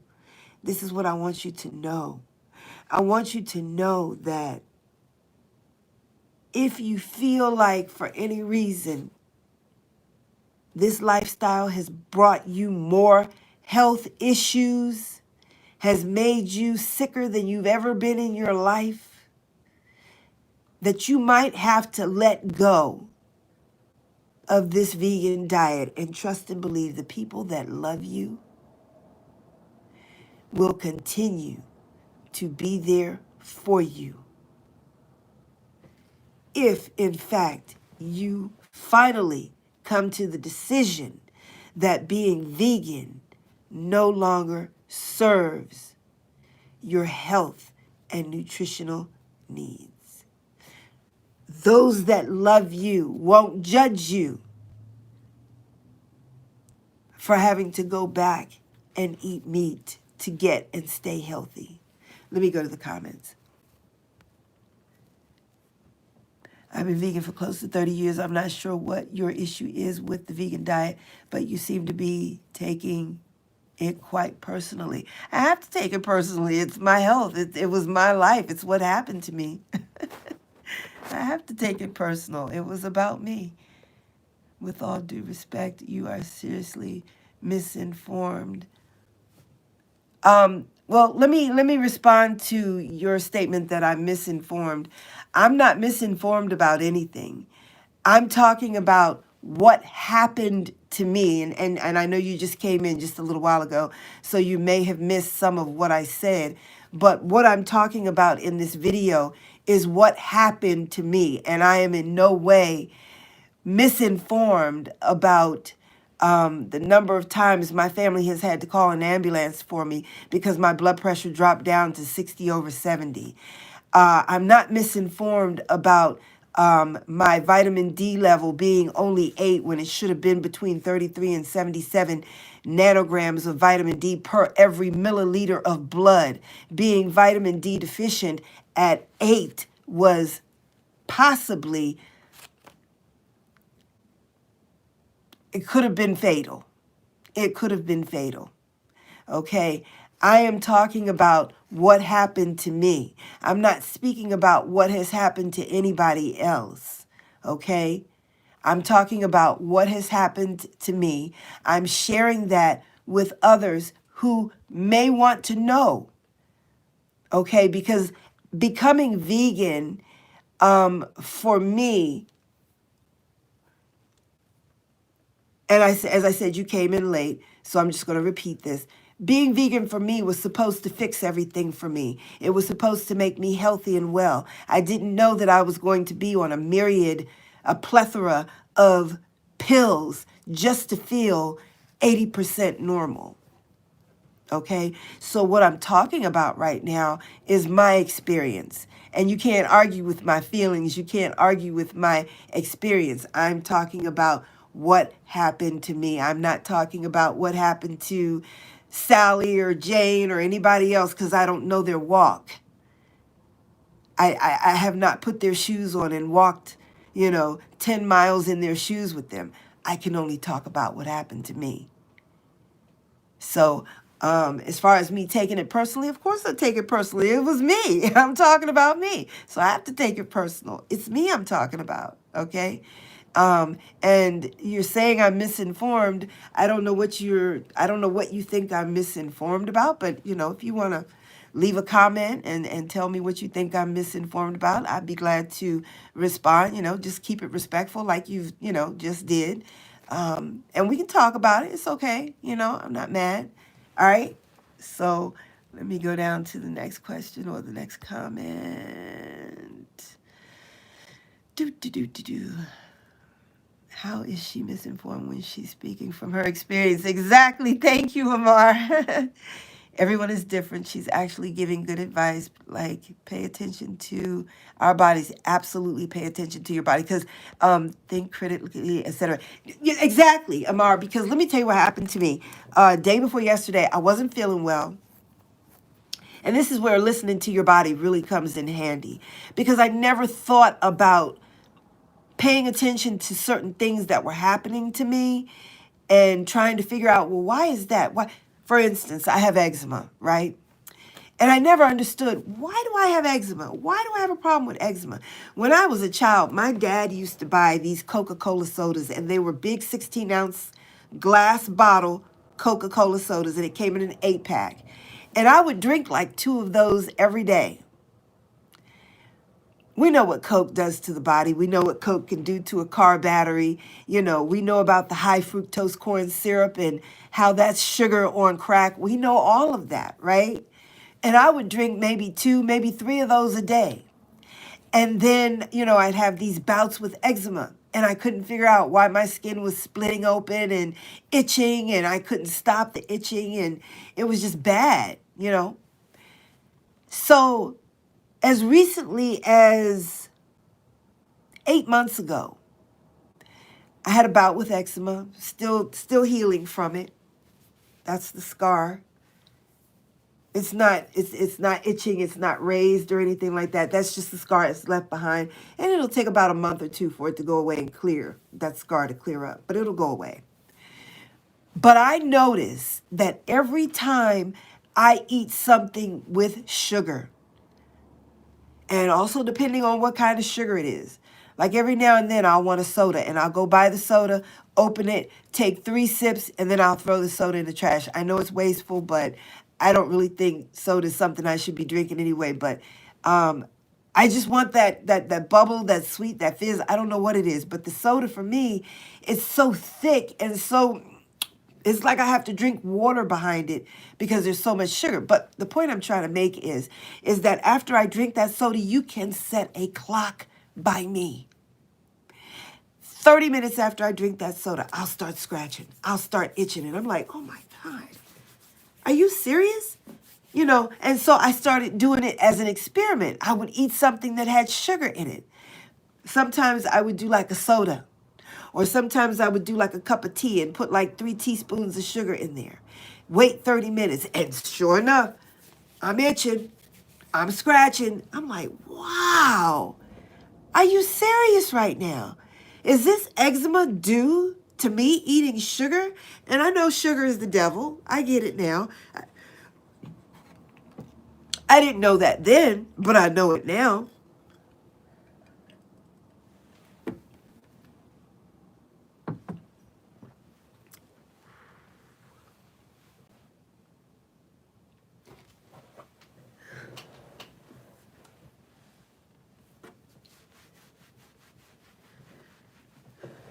Caught a cramp in my back. Magnesium's low. See, that's paying attention to my body. When I get muscle cramps in my thighs and my calves, in my back, that's low magnesium. And I use this foam. I forget the name of it.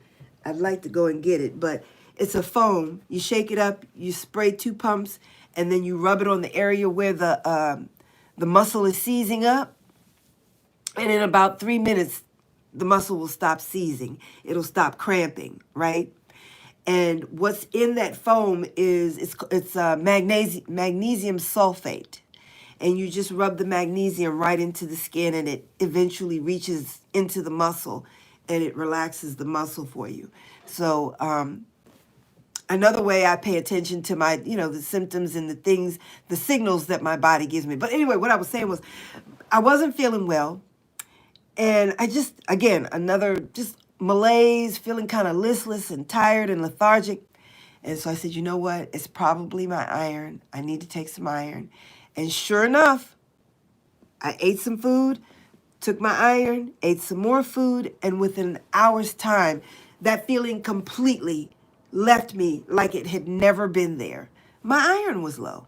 And I had a doctor tell me one time, well, it doesn't work that way. You can't take iron like that. Iron has to build up in your body before you feel the effects. And I'm like, listen, doc, I don't know what your textbooks tell you, but I was the type of person who never believed in taking vitamins.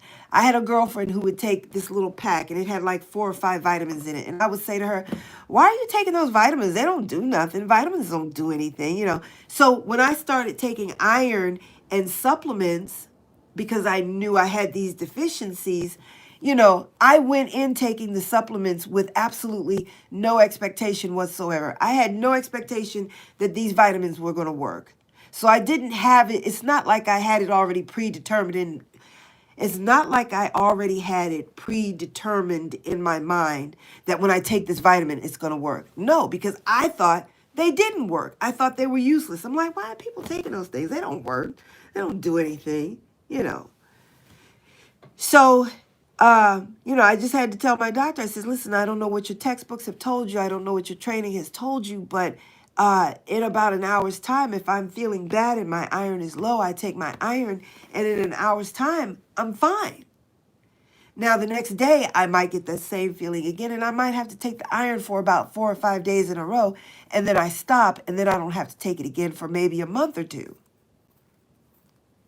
So that taught me I need to pay attention and listen to my body. When certain things happen, I know what to do now. When I get those muscle cramps, okay, I know I'm low on the magnesium. I need to get some of that magnesium into my system, you know. So whether I eat a piece of cantaloupe to get my magnesium or I rub that magnesium foam into the affected area, you know, I know what to do, paying attention to my body. Let me go back to the comments. Hold on.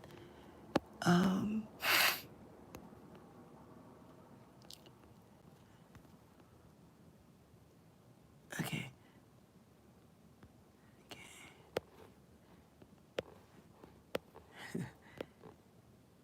Those that love you won't judge you. Pure truth. Well said. Yeah. Yeah, I just, oops. Oh, look out. Almost knocked over the camera and the light. Okay. Yeah. So what I was trying to say is to anybody out there that's vegan, if you're feeling bad, if you're taking all this basket full of vitamins every day, you know, you've got that brain fog that happens to us as vegans. You know, that brain fog thing is really, I can remember making videos and suffering with that brain fog. And it was like, someone had just hit me with the bop gun. You know, if you remember Parliament Funkadelic and the bop gun. It was like somebody had just hit me with the bop gun, and all of a sudden, my head was like in a cloud, and I could feel like I was present, but I'm talking, and it's like, I don't know what I'm saying. It's like, it was like my head had come, it was like my head was over here, and my body was over here. It was just a lost feeling. And that brain fog is really, really real. But I'm just saying, if you're vegan, just take account of how you feel. That's all I'm saying. Take account of how you feel. Look at what your life was before you became vegan, and look at it, what it is now. Do you have a basket full of vitamins you've got to take every day to feel 80% normal? Are you anxious and filled with anxiety all the time? What does your skin look like? Are your eyes black? Are they sunken back? Are your lips blue, purple, or black? Or a shade of color that it wasn't before? Is your hair falling out? Are you balding? Is it thinning? Are you suffering with multiple cavities and multiple deficiencies? Have you developed issues with diabetes, cholesterol, kidney disease? Are you having issues with your eyes and losing sight in your eyes, or you know, issues with blindness, cognitive function, your Your ability to recall the name of simple household items, a fork, a cup, a pan, is it difficult to you for you to have recall of a particular word that should come very easily to you normally? Because I do know people who are vegan who suffer with cognitive issues. But I don't think that I suffered with any cognitive issues, but I definitely did have my bouts with the brain fog that I mentioned a little while before. And I also, as I said, I had issues with tooth decay and teeth just crumbling in my mouth while I'm eating macaroni and cheese, But yeah. Do you have those times where you have to spend days in bed?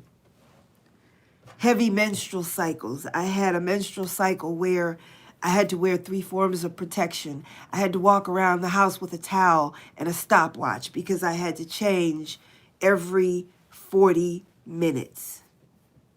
This is how heavy my cycle was as a vegan. I never had issues with my cycle prior to being a vegan. What else? Cavities, tooth loss, heavy cycle. And again, I'm talking about the things that happened to me. These are things that happened to me. I don't know what happened to other people while they were vegan. I don't know if anything happened to them. Maybe they've been vegan and had no problems. But I do find that difficult to believe because we're all pretty much eating the same foods if we're really being honest about it and eating whole foods. Because if you know my channel, you know that I did not eat corn. I did not eat soy. I did not eat fake meats. I did not eat frozen foods. Everything that I ate was fresh fruits, vegetables, beans, seeds, nuts, legumes. If you've looked at my channel, you will see the types of food and meals that I prepared. They were very elaborate, very creative, even if I say so myself. But yeah, I made really good food. And the types of foods that I made, I could have made a different dish for every day of the year and never have eaten the same thing twice. The foods that I made were beautiful. They were satiating. They were filling. And I believed that they were nutritionally dense, and they were not. But that's what I believed and felt for 10 years, that my food was nutritionally dense and going to get and keep me healthy, because that's why I came to the vegan life, the vegan diet, because I believed it was going to get and keep me healthy. That was my expectation coming in to this vegan lifestyle where I stayed for 10 years. Oh, let me see.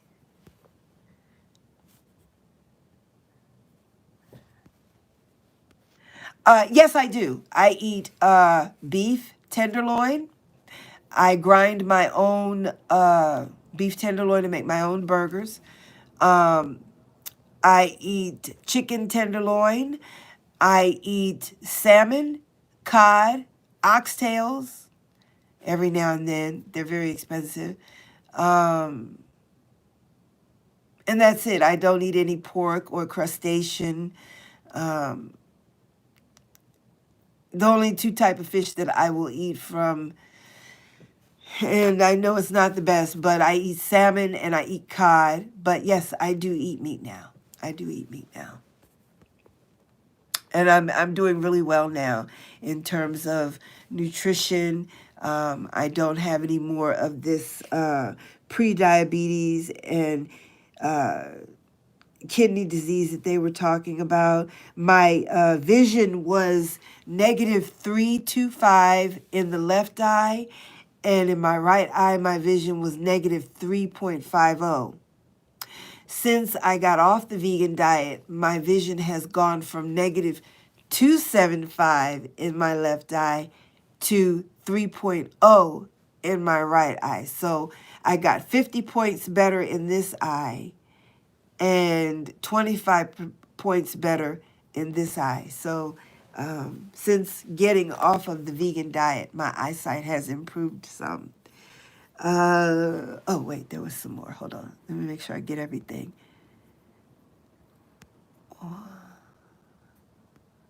How many vegans do you actually know? Let's see. I know a lot of vegans, up close and personal. I'd say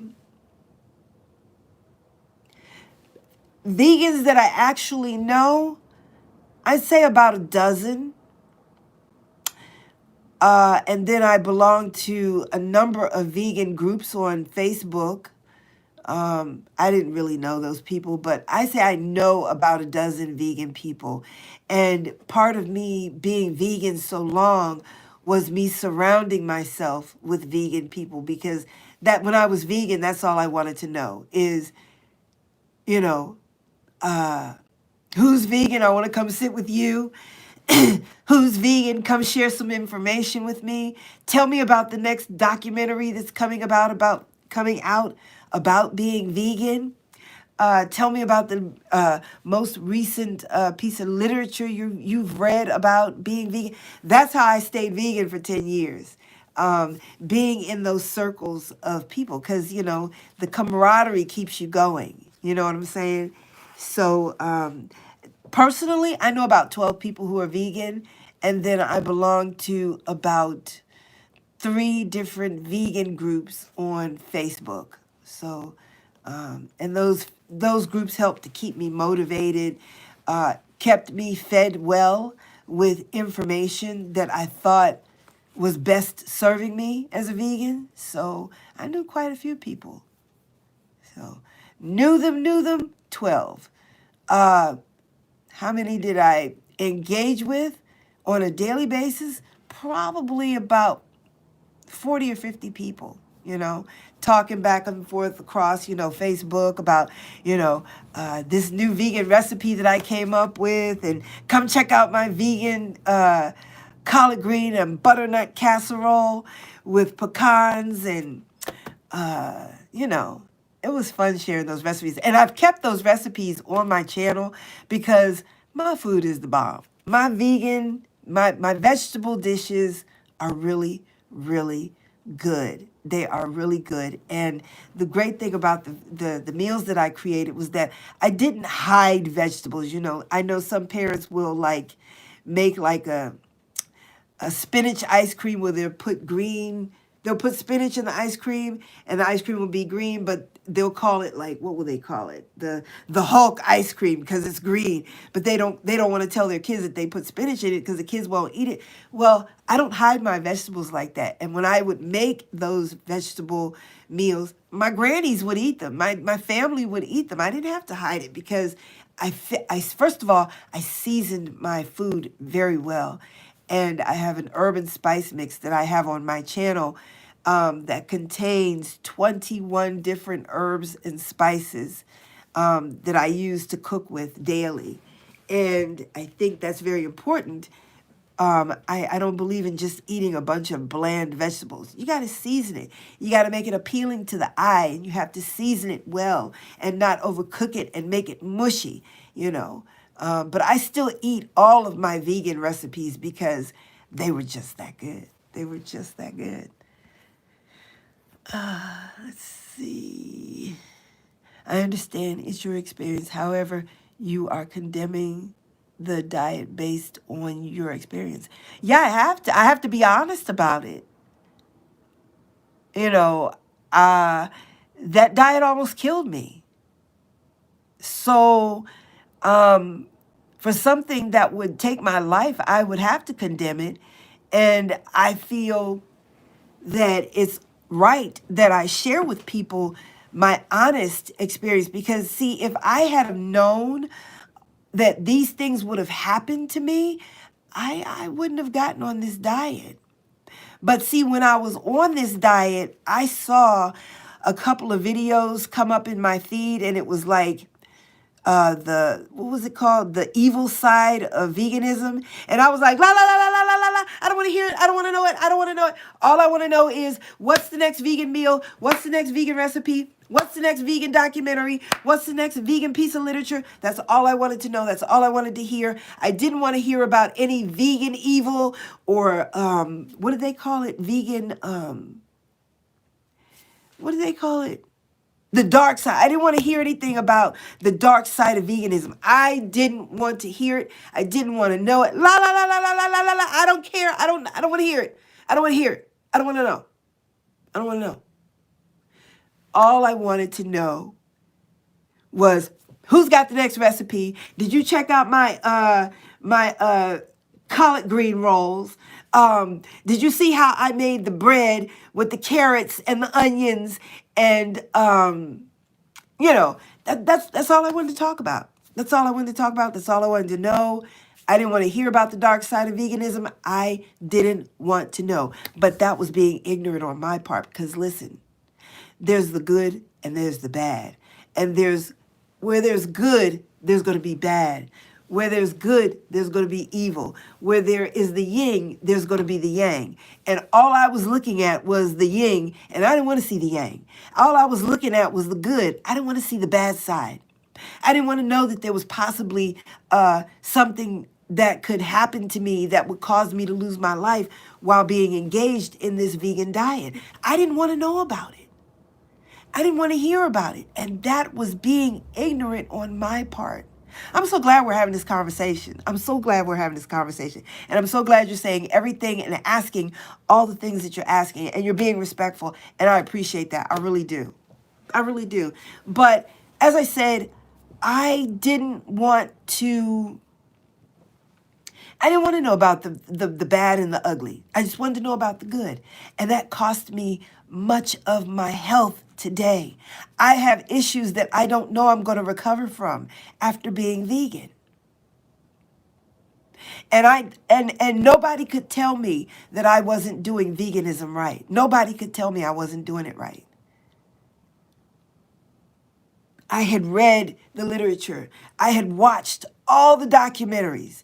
Fat, Sick, and Nearly Dead, Super Size Me, King Corn, you name it. I had all the information. I had all the answers.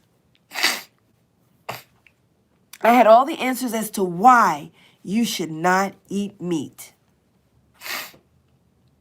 And it made absolute perfect sense. But the fact of the matter was, it just wasn't true. Okay, I believe it's true they put sodium nitrates that are carcinogenic into the meats to keep them pink and red so that when you go to the store, they're nice and pink and red and pretty for you to purchase. But I also know without that meat, I can't get the proper levels of B12 that I need on a daily basis unless I take a B12 supplement.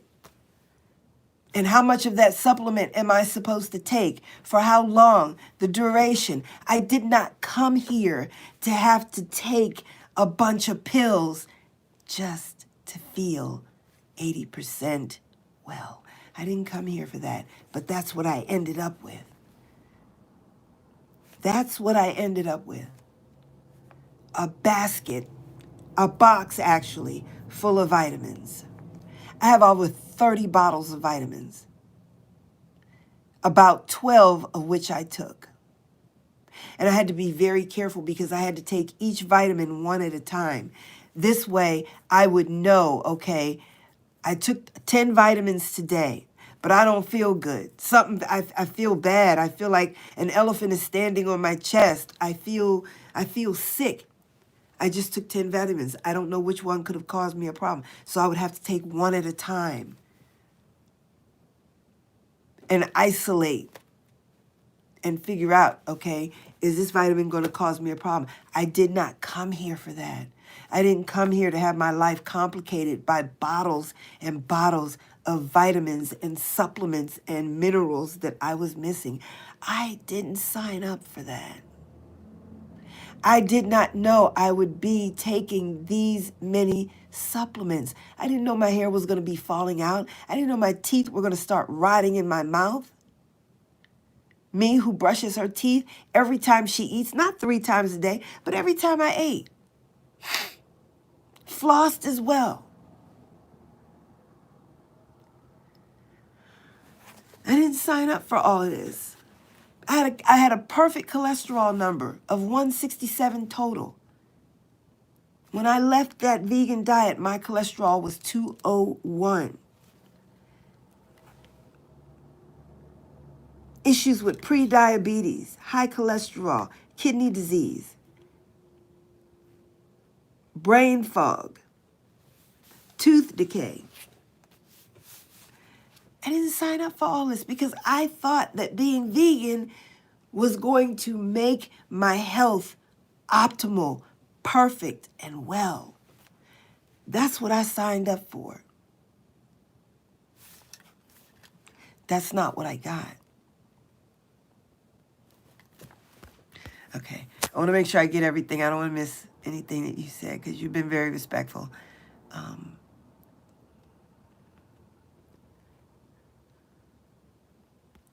Wait, hold on.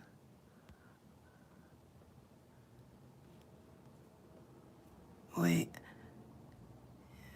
Okay, I understand you spend time or you're condemning the diet based on your experience. Yeah, like I said, I have to base it on my experience and I have to condemn it because it almost killed me. It almost killed me. And I would be wrong not to come here and share what I've been through, you know? And if you go to YouTube and put in why I'm no longer vegan, I just saw it for the first time tonight. There's over 30 videos on there of people, and 30 is not a big number because there's I'm sure hundreds of thousands of people on a vegan diet, okay? But you have to wonder how many people don't do videos and how many people didn't share their story about no longer being vegan. Because here's another thing. There are a lot of people who are vegan and they don't last because as far as I know, my experience, being vegan for me was not sustainable. It was not something where I could sustain a healthy life. It was not sustainable, okay? And what I wanted to say is that oftentimes you'll see vegan people and either you'll see them for 2, maybe 3 years, and then all of a sudden you don't see them on YouTube no more. They're gone. And they don't say a word. They don't say why they left, nothing. Or then you have the sporadic vegans that come in, they'll do a recipe or 2 or 3, and then you don't see them for 4 or 5 months. You have very few vegans that are consistently here sharing what they do, sharing their recipes. You have very few that are here like that. And you know, I know people are busy. I know people have lives outside of YouTube. I get it. I got it. But I believe there's a reason why, and a very good reason why, those people aren't here on a consistent basis. Because if they were really doing as well as it says we all would be doing on paper by being vegan, they'd be here. And they'd be shouting it from the rooftops. Hey, I'm here. I'm still vegan. Here's another recipe. Let me tell you about my success today. Let me tell you how good I'm feeling. And it's just not so for so many people.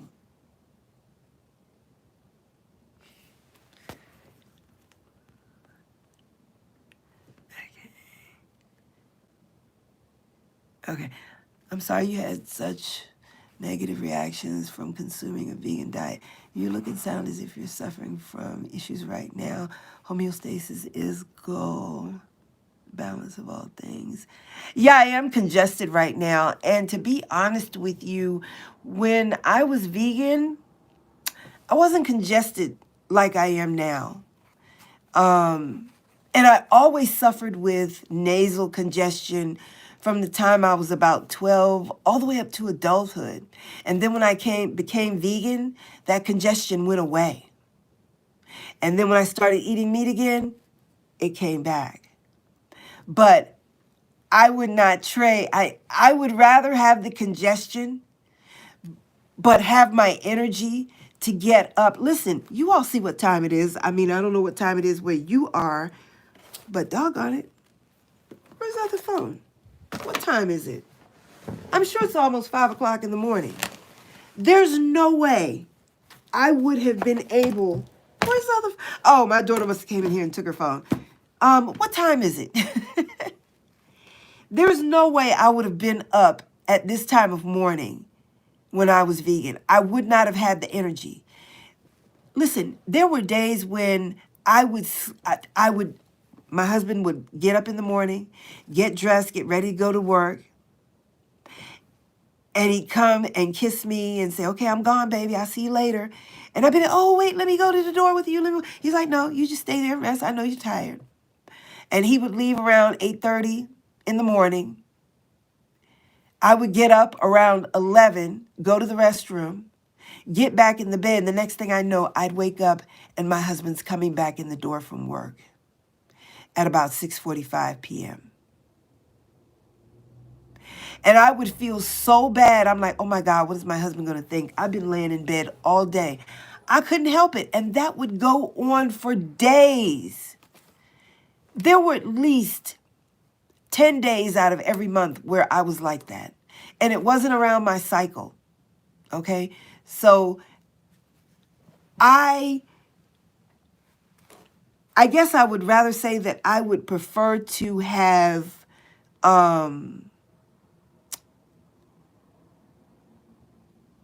the congestion, but I'd rather be able to have my strength and my energy. There were days where I couldn't even cook for myself. I would have to call my daughter down to the kitchen and ask her to help me cook for me.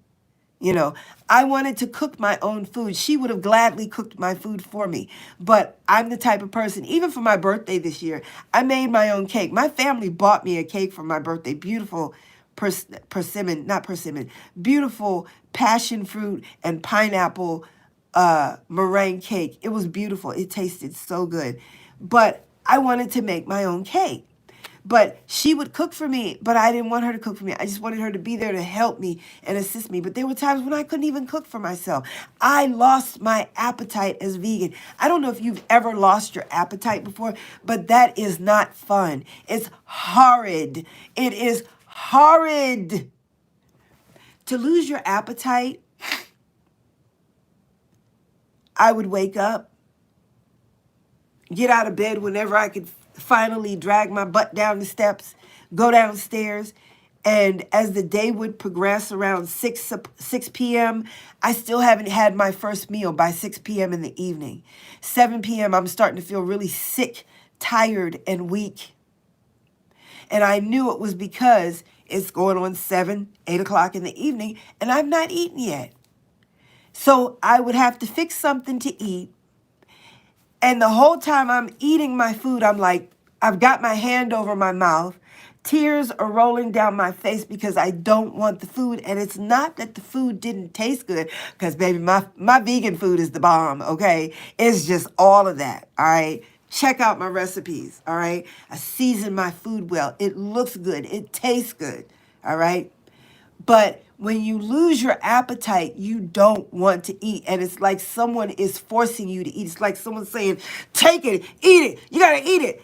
And I'm sitting there with my hand over my mouth and tears are rolling down my face. And I'm like, just swallow it. Just swallow it. I know you don't want it. Just swallow it. Just swallow it. And I'm sitting there crying and just trying to swallow the food. But I'm trying to, masticate it well so that it digests well. Loss of appetite is a serious issue, and that happened to me while I was vegan, and I hated it. It was horrible. Hold on. I don't want to miss anything. Hold on.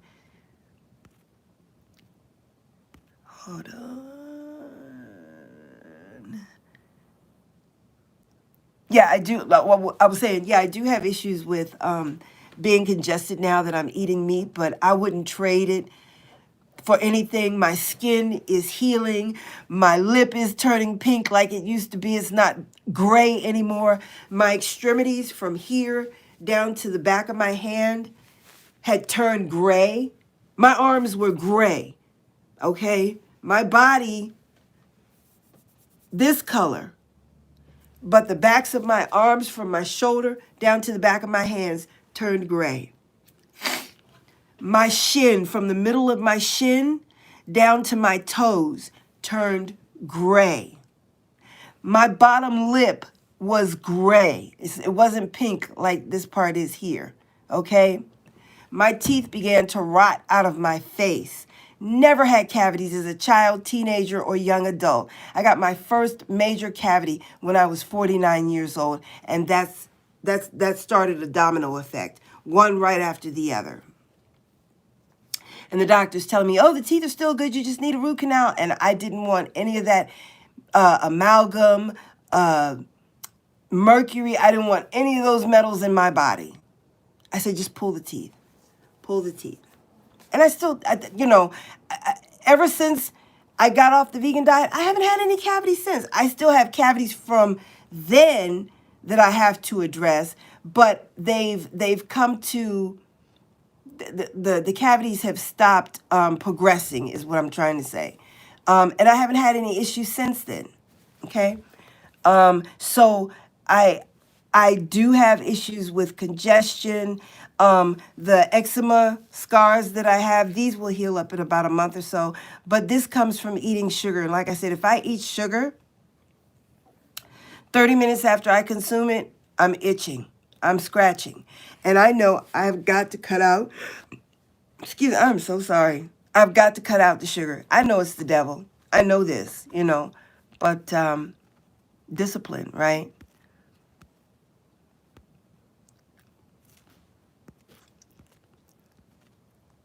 But I wouldn't trade my health. I wouldn't trade how well I feel right now for anything. If eating meat has me where I can stay up till 5 o'clock in the morning, and staying up is not healthy. I know that. Cortisol levels go up. Your body doesn't have the opportunity to rest and recuperate and replenish. I get it. I know. I got it. But I wanted to do this video, and I had a pipe. 2 pipes we're trying to protect from bursting until the plumber gets here. So it's just been really busy here today. And I've been promising to do these 2 videos. And so I just wanted to get it out of the way. But when I was vegan, there's no way I could have been up this late. There's no way. Okay? I'd wake up at 9 o'clock when my husband would leave in the morning. And then I'd wake up again at 11. And the next thing I know, it's 7 o'clock in the evening. And I hadn't been out the bed all day. There's no way I could go back to living like that. All the time, ice cold. My body temperature was at the lowest. My body temperature was 97.4. My husband went to reach and touch my hand one day and he said, oh my God. And he starts rubbing my hand and it made me cry because he was so concerned about me and he looked so afraid for me. I was like just like a piece of stone all the time. I was all the time cold, all the time. 110 degrees outside, and I'm freezing.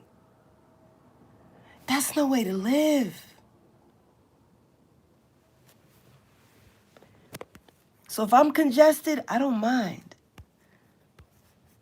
My body temperature is almost normal. I'm at least in the 98 right now, no more that 97.4, 97.5. That's not healthy. That's not good for you. Or good for me. I don't think it's good for anybody to be that cold. Okay, I'm sorry. You had such a negative reaction for consuming a vegan diet. You look and sound as if you're suffering from some issues right now.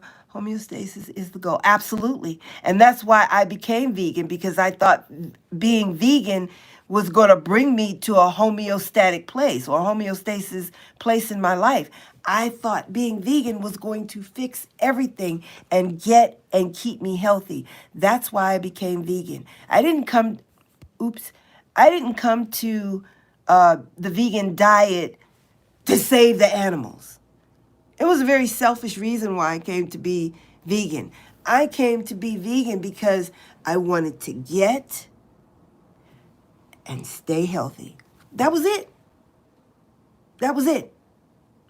And when I was vegan, you couldn't tell me that veganism was not going to make me healthy. You couldn't tell me that veganism was going to get me sick. You couldn't tell me that. I wouldn't believe it. I would not believe it. I came to veganism to get and stay healthy. That's the only reason. It had nothing to do with the animals. It was all about me. I wanted to get and stay healthy. That's why I became vegan.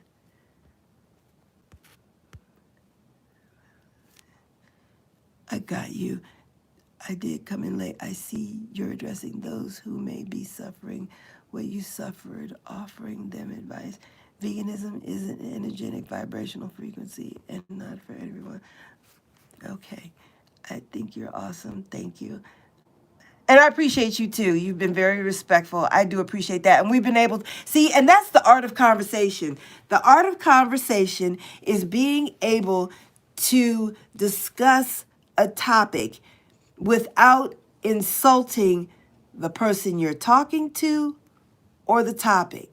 That's the art of conversation. And we just shared a little bit of art, you know? That is the art of conversation, being able to discuss a topic without insulting the person you're talking to or the topic. And I thank you for that. And I thank everyone that's been here, the Vegan OG and Amar, I thank you. You all have been very respectful. Queen of Weave, David Wishengrad, you all have been very respectful, very courteous, and I appreciate you for that. I appreciate your comments. And let me just see, I don't want to miss anything. Hold on. Okay, I think you're awesome. I've seen some of your videos. I know you know your way around the kitchen. I sincerely hope you are able to reach full health and well-being. Thank you, Vegan OG. I appreciate that. And I pray the same thing for you as well and for everyone here. Your recipes are so unique. You are the queen of beets. I love me some beets, too. I don't think most of humanity is able to be vegan, either due to climates, genetics, ancestral diet, etc. Ideally, it would be nice and it makes sense given our anatomy, but results vary. Amar, some folks refuse to eat death. Yeah, you know what? And that was the other thing. You just said some folks refuse to eat death. That was that was one of my big things. I'm like, how can I be healthy if I'm consuming death? If I'm consuming something that is dead? Unfortunately, when you think about what we eat today, what is put before us at our grocery store, once you cut that collard green, that corn from its roots, from where it was growing, you have stopped the life, because that piece of corn isn't going to grow anymore. Okay? The collard green isn't going to grow anymore. That tomato's not going to grow anymore. Okay? So just because that collard green isn't bleeding or, eventually over the next few days, it will start to wilt in your refrigerator, just because it's brightly colored and red and vibrant green, and your blues, your purples, your oranges with, your orange carrots, your orange squash with the beta carotenes, really, it's all dead. Once it's been cut from its life source, it's all dead. And when you think about how your vegetables get to your grocery store, unless you are growing your own food in a bubble in your basement,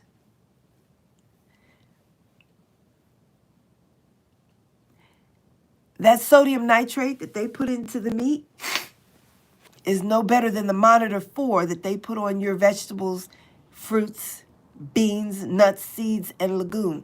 Monitor 4 is a pesticide that no animal, no human should come in contact with, but they spray it on our fruits, vegetables, and root vegetables so that the farmer can have something to bring to the market. If they don't use the monitor 4, then the pests come and eat your fruits and vegetables, and you get nothing at the store.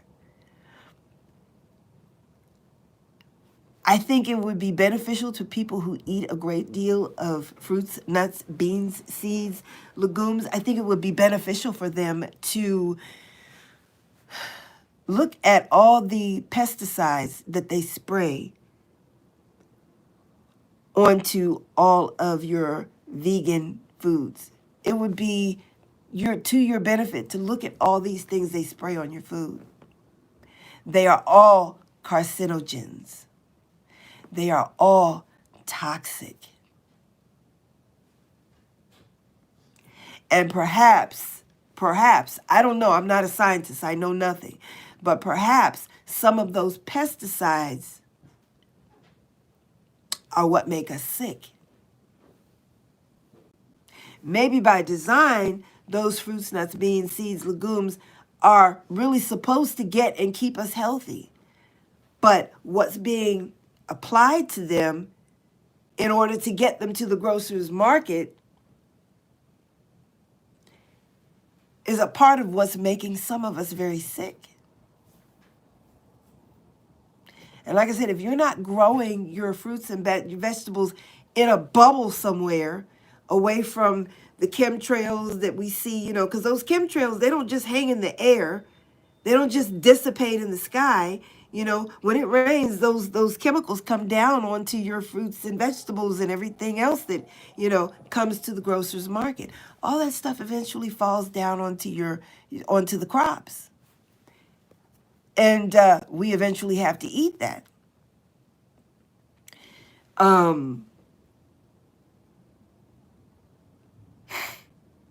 So yeah, unless you're growing your vegetables in a bubble, you're consuming a number of pesticides. And it's public information what they spray on those crops. It's public information. Those things are all carcinogenic as well as what they give these animals or the things that they inject into the meat before they send it to the store. It's just as toxic. And I've seen people, wash their vegetables, a little soapy water or 5 gallons of water and a cap full of bleach. I've seen people use an ozonator to remove the chemicals off the fruits and vegetables. But listen, once they spray that stuff onto the crops, that stuff becomes a part of the fruit and the vegetable, the bean, the nut, the seed, the legume. You can't wash those things off. It is, once they spray that stuff on there, it is now a part of that fruit, that vegetable. It is something very heavy and very serious to think about. Those pesticides are now a part of that fruit and that vegetable. And there's really very little that you can do to wash it off or rid your food of those pesticides, those toxic chemicals. Something to think about.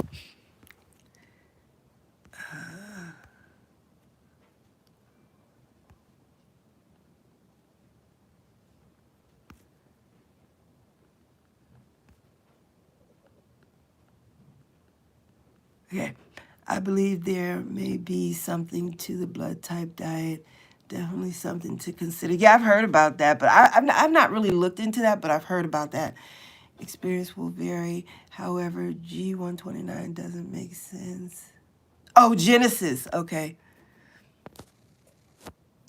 Doesn't make sense at all with your interpretation when you're getting herbs part. As for fish. Yes, ma'am, you need me? Oh, okay.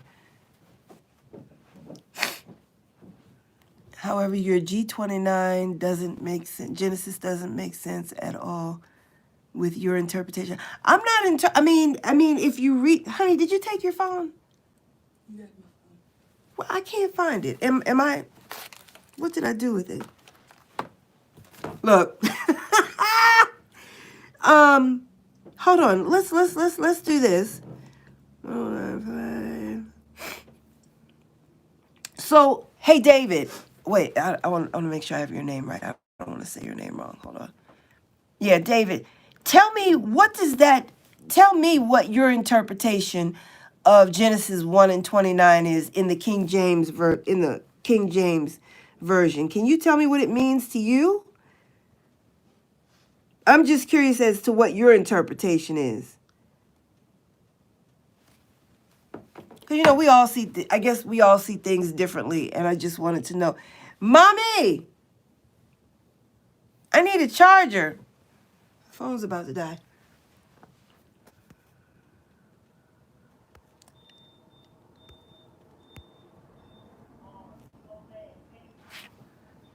I'm sorry. I understand that everyone does what they do for moral health, spiritual interest reasons, or a combo. I don't see it as death. I see it as life and survival, but to each their own. I agree with you, Amar. Go ahead and eat that if you believe Jesus did. Yeah, Jesus taught the apostles to fish. He didn't teach them to fish just to throw them back. He was teaching them how to fish and how to take care of themselves and how to feed themselves. That doesn't give you a step to cows. To tell you honestly, I thought it over and I didn't think, Jesus, I know. That's the only difference. Well, here's the thing about that. Okay, you made a statement that, to tell you honestly, I thought it over, and I don't think you know the Jesus that I know. Listen, what I don't want to do is get into an argument about how people believe in Jesus or what they believe in Jesus, because one thing I won't do is I won't try to qualify anybody's walk with God, anybody's belief in God, or anybody's belief in Jesus. That's a very personal thing. That's a very personal relationship that one person should have with God, with Jesus.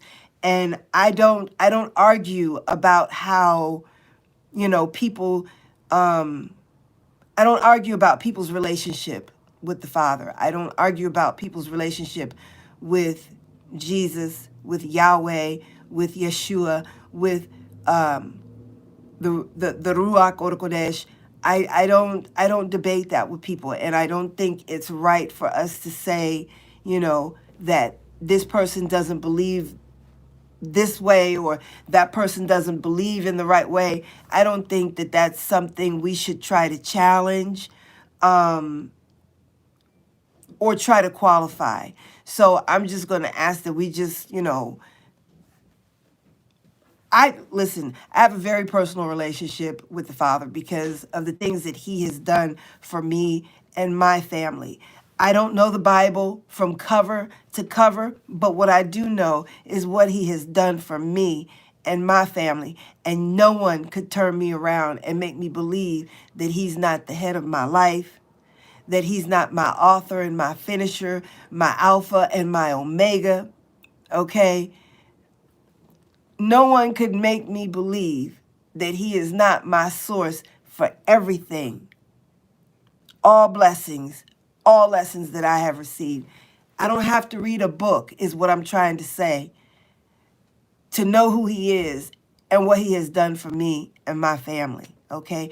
Everyone has their own personal relationship with Him, and I don't think it's right. I don't think it's fair that we try to qualify what someone believes or how they even believe. Okay? So I don't want to bring that here to this platform. While, Yahweh, Yeshua, Elohim is very important. God is very important to all of us, I believe. I won't say how someone is walking with God or how they do or don't believe. That's not my place. That's not my call. Everyone has their personal relationship, whether they have one, they don't have one. That's on them and the Father, because in the end, that person has to answer for what they did or didn't do. Okay?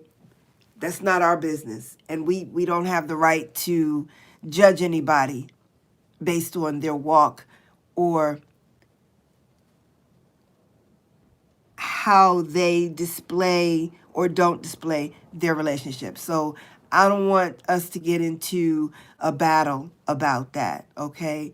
That relationship is very personal for each and every one of us. So I don't want us to fight about that, okay? Just, I want to keep it respectful and, you know, that's what we've been doing so far, right? Okay? So anyway, let me just finish up the comments here because I got to get to bed pretty soon. Hold on. 2:03 a.m. Pacific. So that's 3 hours. Oh my goodness. So it's 5:03 here. Okay. All right. Living that living. I appreciate you taking the time to share, by the way. No problem. Victory begins in the garden. Did you have a vitamin D deficiency? I sure did. Vitamin D should be between 33 and 77 nanograms per every milliliter of blood, between 33 and 77. Mine was only 8. At last check, mine was 30. So I'm almost at 33. And it's been a long, arduous road to getting to 30. I'm talking about it has taken me years to get to 30. I do my best. In the summertime, I'm always outside. And I love to go out. I love to go out and watch the sunrise in the morning. So I like to do that. And then I like to spend my mornings, you know, weeding and watering and pruning and, you know, cleaning up buckets and planting new seeds, you know. So I'm out in the summertime a lot. But yeah, I did have a D deficiency. I'm almost at 33, almost. But it's been a long road to get back there. I was also raw vegan for 18 months a while ago and never felt better. Live enzymes are still bioavailable. Bottom line, the food supply is poison. Yep. That's what I was saying. Yeah, you're right, vegan OG. And we must do the best we know how. Absolutely. Control oil and control nations. Control food and you control the people. Absolutely right, vegan OG. If you control the food, you'll control the people. And you see what's happening. You've been to the store.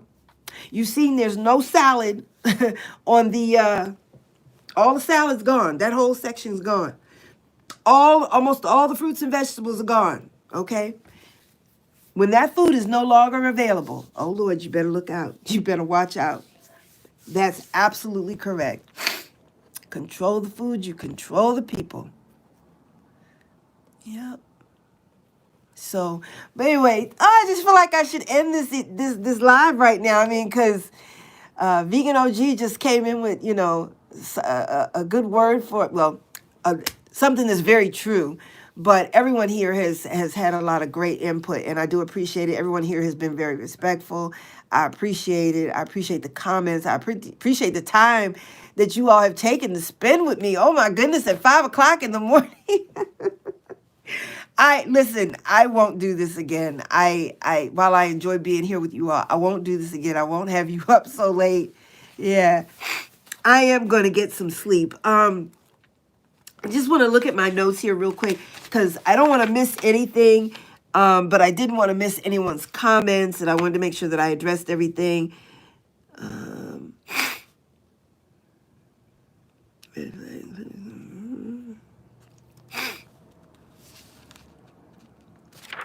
Yeah, I pretty much, this is something else I wanted to say that this is really important too. You know, we get a lot of information, or I got a lot of information when I was vegan. And one of the things that I got was that I needed to drink a gallon of water every day.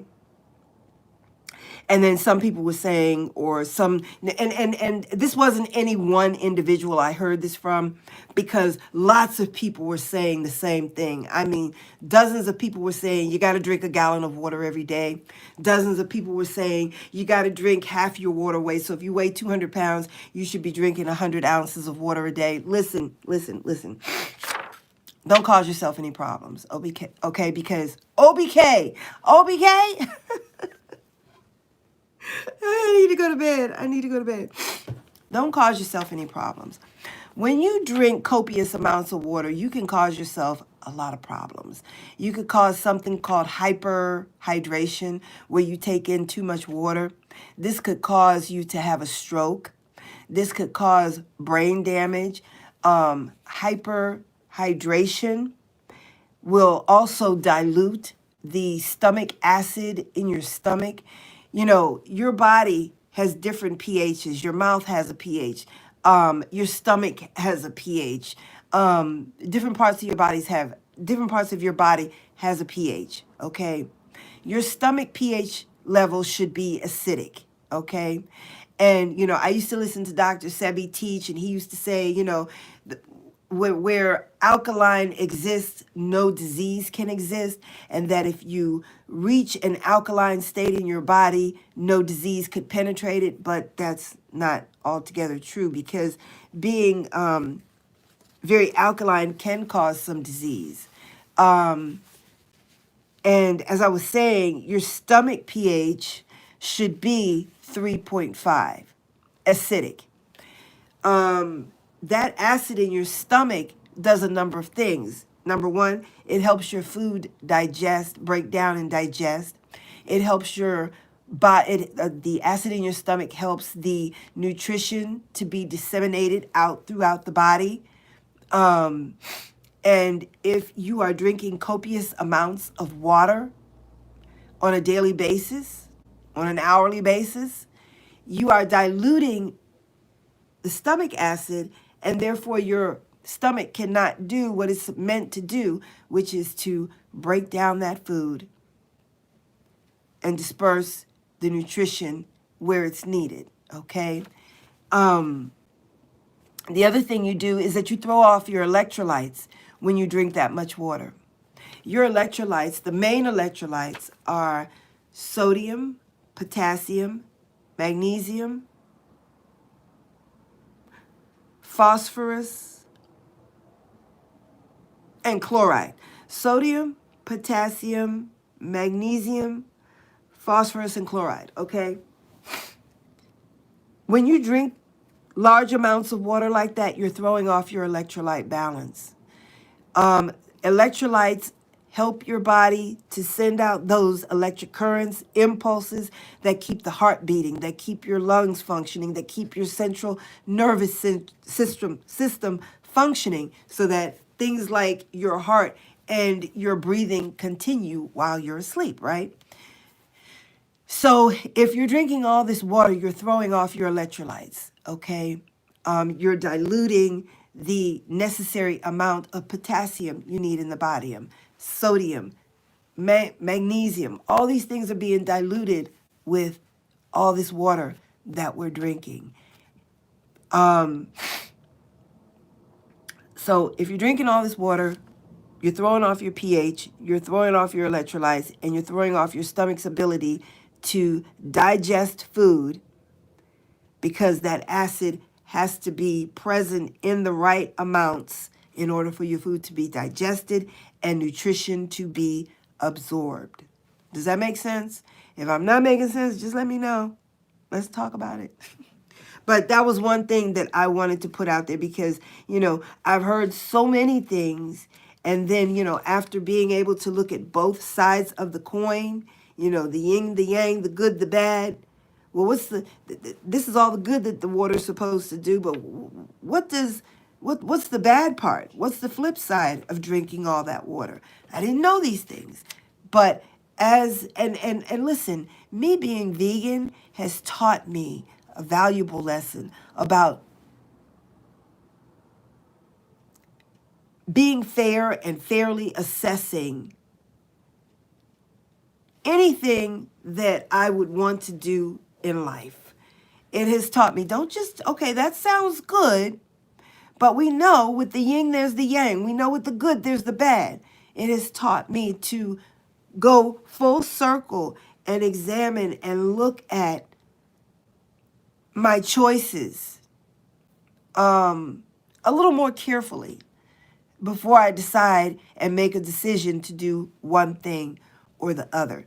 And I can say that wasn't a trait that I always had, but after being vegan and just looking at the good side and not looking at the other parts, that, and like I said, no one could have told me I was doing veganism wrong. No one could have told me veganism was bad for me. No one could have told me that veganism was not going to, my daughter's telling me to go to bed. I guess everybody's in the bed but me, and I guess they're tired of me running my mouth. But okay, all right, I'm going to end right there. But it's taught me to come full circle with my decisions and to make sure that I am examining my decisions before making a decision. Okay, so and when as far as I'm concerned, I don't know about you all, but I watch Dr. Berg, and I know people have issues with Dr. Berg because they say, oh, he's not a real doctor. He was a chiropractor. So I know people have issues with that, but I've always told people on my channel, I've always said to people, don't believe what I say. Research what I say. And you should do that with anybody. If you're taking in information and you hear somebody say something, don't believe everything that they say. Don't believe anything they say. Research what they say. If you tell me something, I'm going to go check. I'm going to be the fact checker. And I'm going to be the one to go back and look and research and see, was that really true? Did they really tell me the truth? We need to be that way. We need not accept everything just because someone said it. We need not accept everything as gospel just because it was on YouTube or it was on Google. Research it. It's to your benefit. Research it. I say, like Dr. Berg says, Dr. Berg has a video about drinking water, and he says you should drink water when you're thirsty. That's what I say. Drink water when you're exercising. That's what I say. But here's the thing. People say, oh, I'm so dehydrated, I need some water. You cannot rehydrate yourself with water. There are no hydrating factors in water unless you buy a bottle of water that has sodium, magnesium, phosphorus, chloride, and I forgot the fifth one. There's more than 5 electrolytes, but those are the main 5 electrolytes. And I know a lot of people do a lot of coconut water. And then there's the argument about potassium. Potassium's supposed to be bad for the kidneys. And some people, Dr. Berg says potassium is good for the kidneys.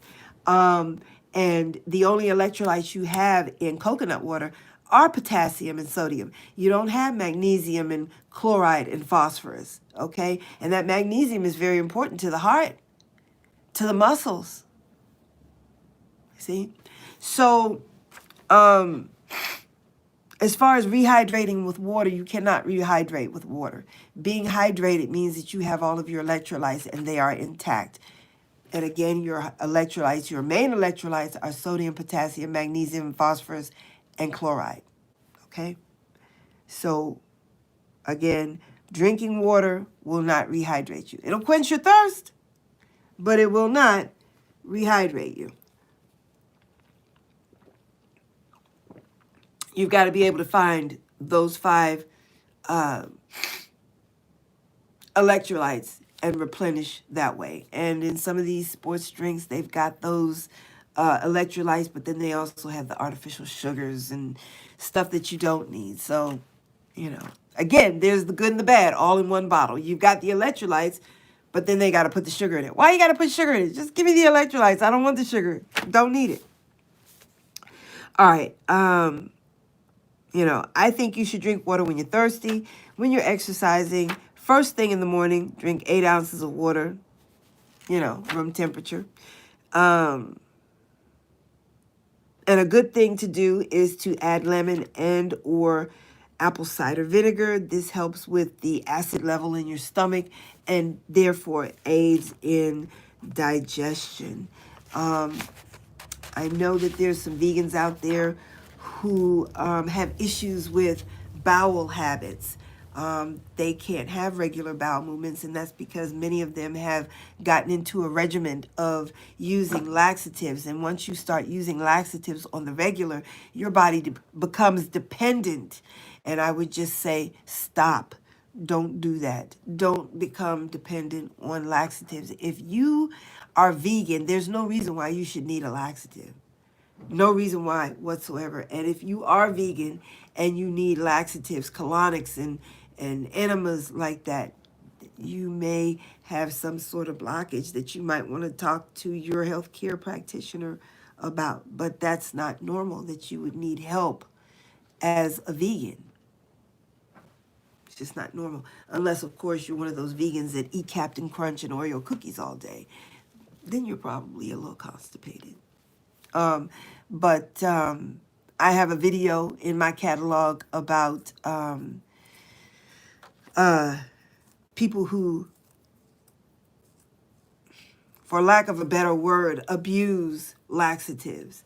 And I really don't care that much for Dr. Oz, but he brings up some very good points. And I do have a number of excerpts where he talks about the dangers of using laxatives. So that might be helpful to someone. It's in my catalog if you would like to look it up and watch it.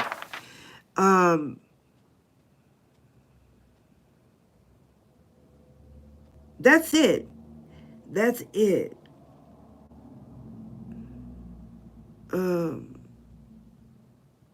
Yeah.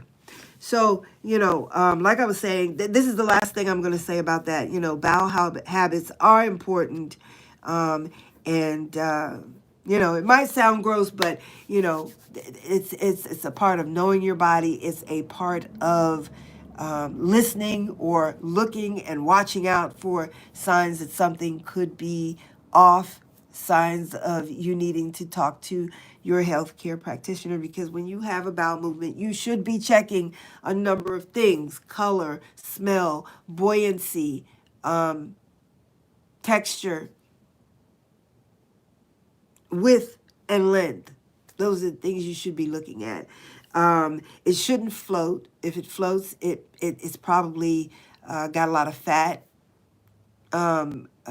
deposits in it, which should not be there. Smell. Now, a lot of people say, my bowels don't stink.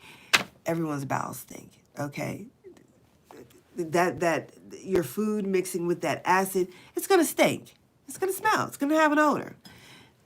You don't want an odor that makes you feel like, oh, God, what is that? Oh,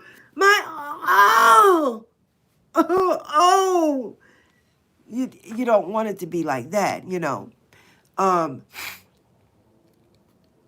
When you're done, it should be like, oh, someone just came in here and had a bowel movement. Oh, okay, yeah, there's a smell, there's an odor, but it shouldn't be, to the point where your eyes and your lips are burning and, your edges are starting to fall out. It shouldn't be like that, But length and width, your bowels shouldn't be very wide, because if they're very wide, it's probably going to be very painful to pass. And if they're very wide, it also means that that's constipation, because as the bowel is ascending into the colon, the solid waste is just piling up, and it's just getting wider and wider and wider before it's being allowed to pass. And that could make for a very painful bowel movement, and that's another sign or indication that you are constipated. A lot of people think that little balls mean when your bowels are like little balls and little small pieces, a lot of people think that's indicative of being constipated. But when they're very big and very hard to pass, that's also constipation too. So I think they said they should be no bigger than a $0.50 at the biggest in diameter, and that it should come out, as far as length, they say it should come out like a soft serve ice cream. When you go to the bathroom to have a bowel movement, it should just, you should just sit there and just, you know, you shouldn't have to push. You shouldn't have to strain. There should be no blood on the tissue or in the toilet after a bowel movement. It should just come right out, and it should be very easy to pass. So anyway, and the color, it should be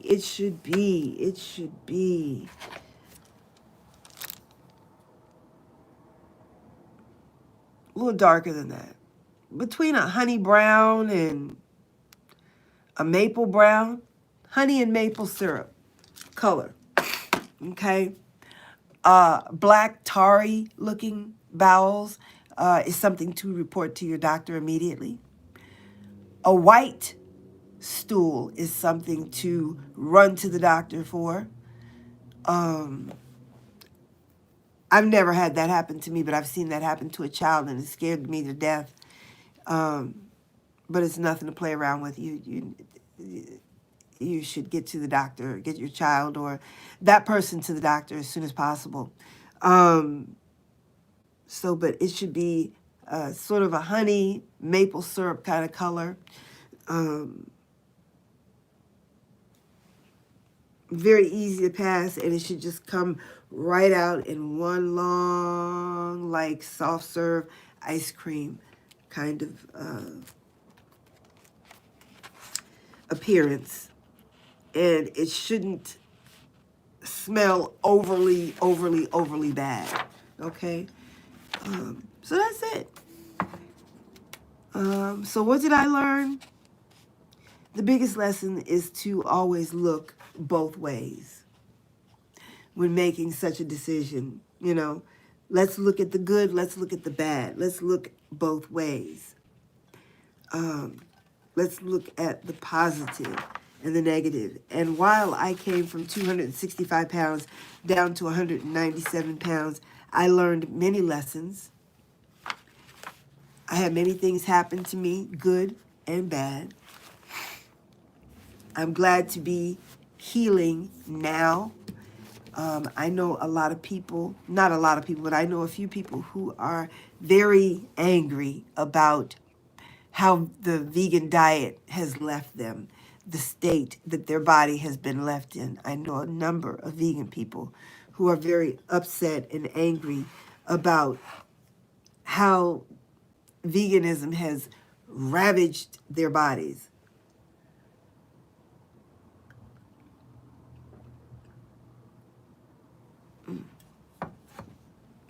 So I'm grateful because, as I said, I've learned a lot. I'm grateful because I'm not one of those angry people.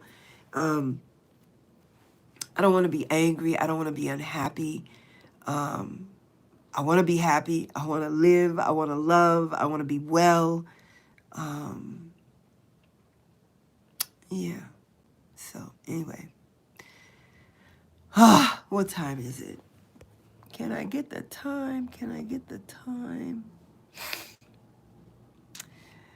And Vegan OG says, get some sleep. I appreciate you. I appreciate you too, Vegan OG. I do. Thank you.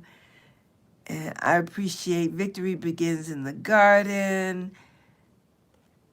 I appreciate David Wishengrad. Amara, I appreciate you too. And there was one, Queen of Weaves, I appreciate you. Thank you so much for stopping by. And I think we got everybody.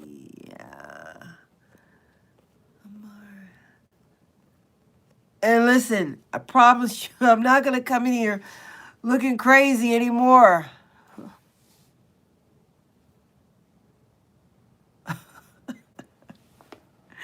My eyes are red because I'm sleepy. I need to go to bed.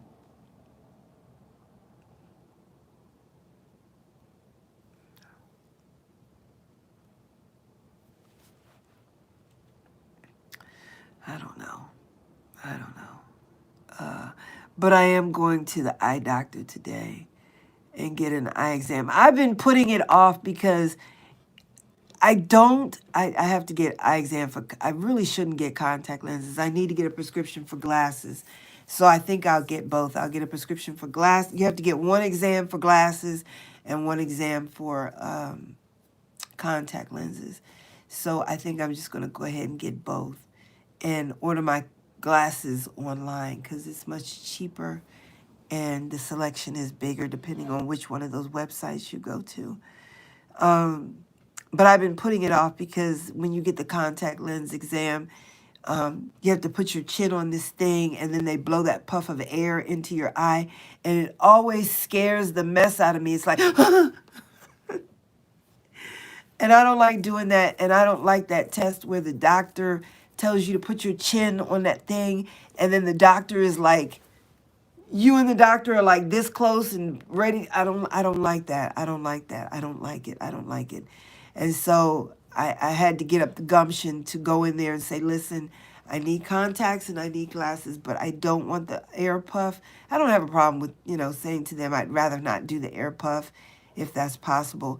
But I also don't want to have the doctor sitting face to face with me at this time where everybody is coughing and horking up lung butter. And, I noticed a lot of sick people, out and about and in the stores over the last 30 days, but I get it. People, for whatever reason, I guess they have to come out the house and get groceries. It might just be them. They may not, for me, when I go to the grocery store, I got to go to the grocery store. I got to pick my own fruits, my own vegetables, my own meats. Nobody can pick it but me. I don't know what you might have done to my food on the way to my home. I have too many thoughts, I think. I think I just have too many thoughts, So, but I noticed a lot of sick people out and about, and they're coughing and clearly not feeling well. So anyway, I am so sleepy. So I'm going to go get some sleep. And then I am going to go get my eyes checked today so I can stop coming on here looking crazy. I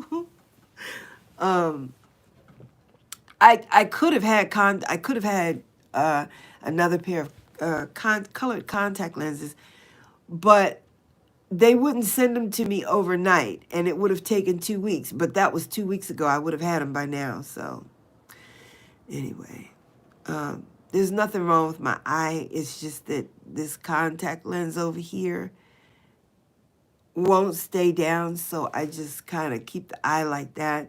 Most of the time during the day, I'm walking around the house like this with the eye completely closed, and I know that's not good, but anyway. Oh, excuse me. So anyway, it is 5:56. Can you see? 5:56 in the a.m. And the sun comes up around 6:45.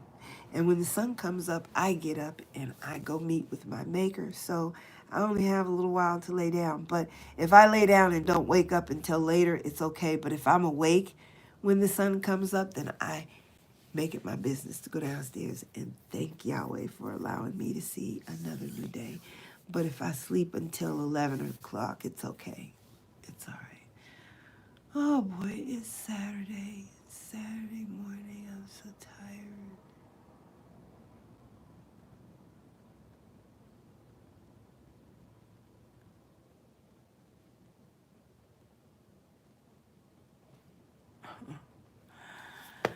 Anyway, I just took a little nap with y'all.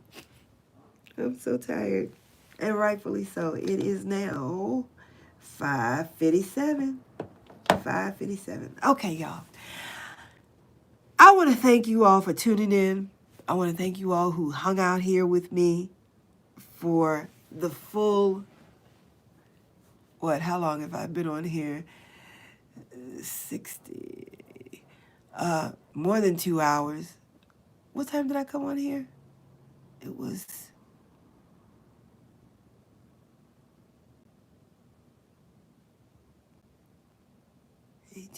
I've been on here for 3 hours. Oops, battery's going down. I've been on here for 3 hours and some change. Probably one of the longest. No, I've done longer food videos where I've cooked. So, but anyway, I thank you all for tuning in, for hanging out, staying with me for the duration, coming back to watch the replay, whatever you decided to do. If you hung out for a minute or two, whatever you decided to do, I do appreciate you and your time.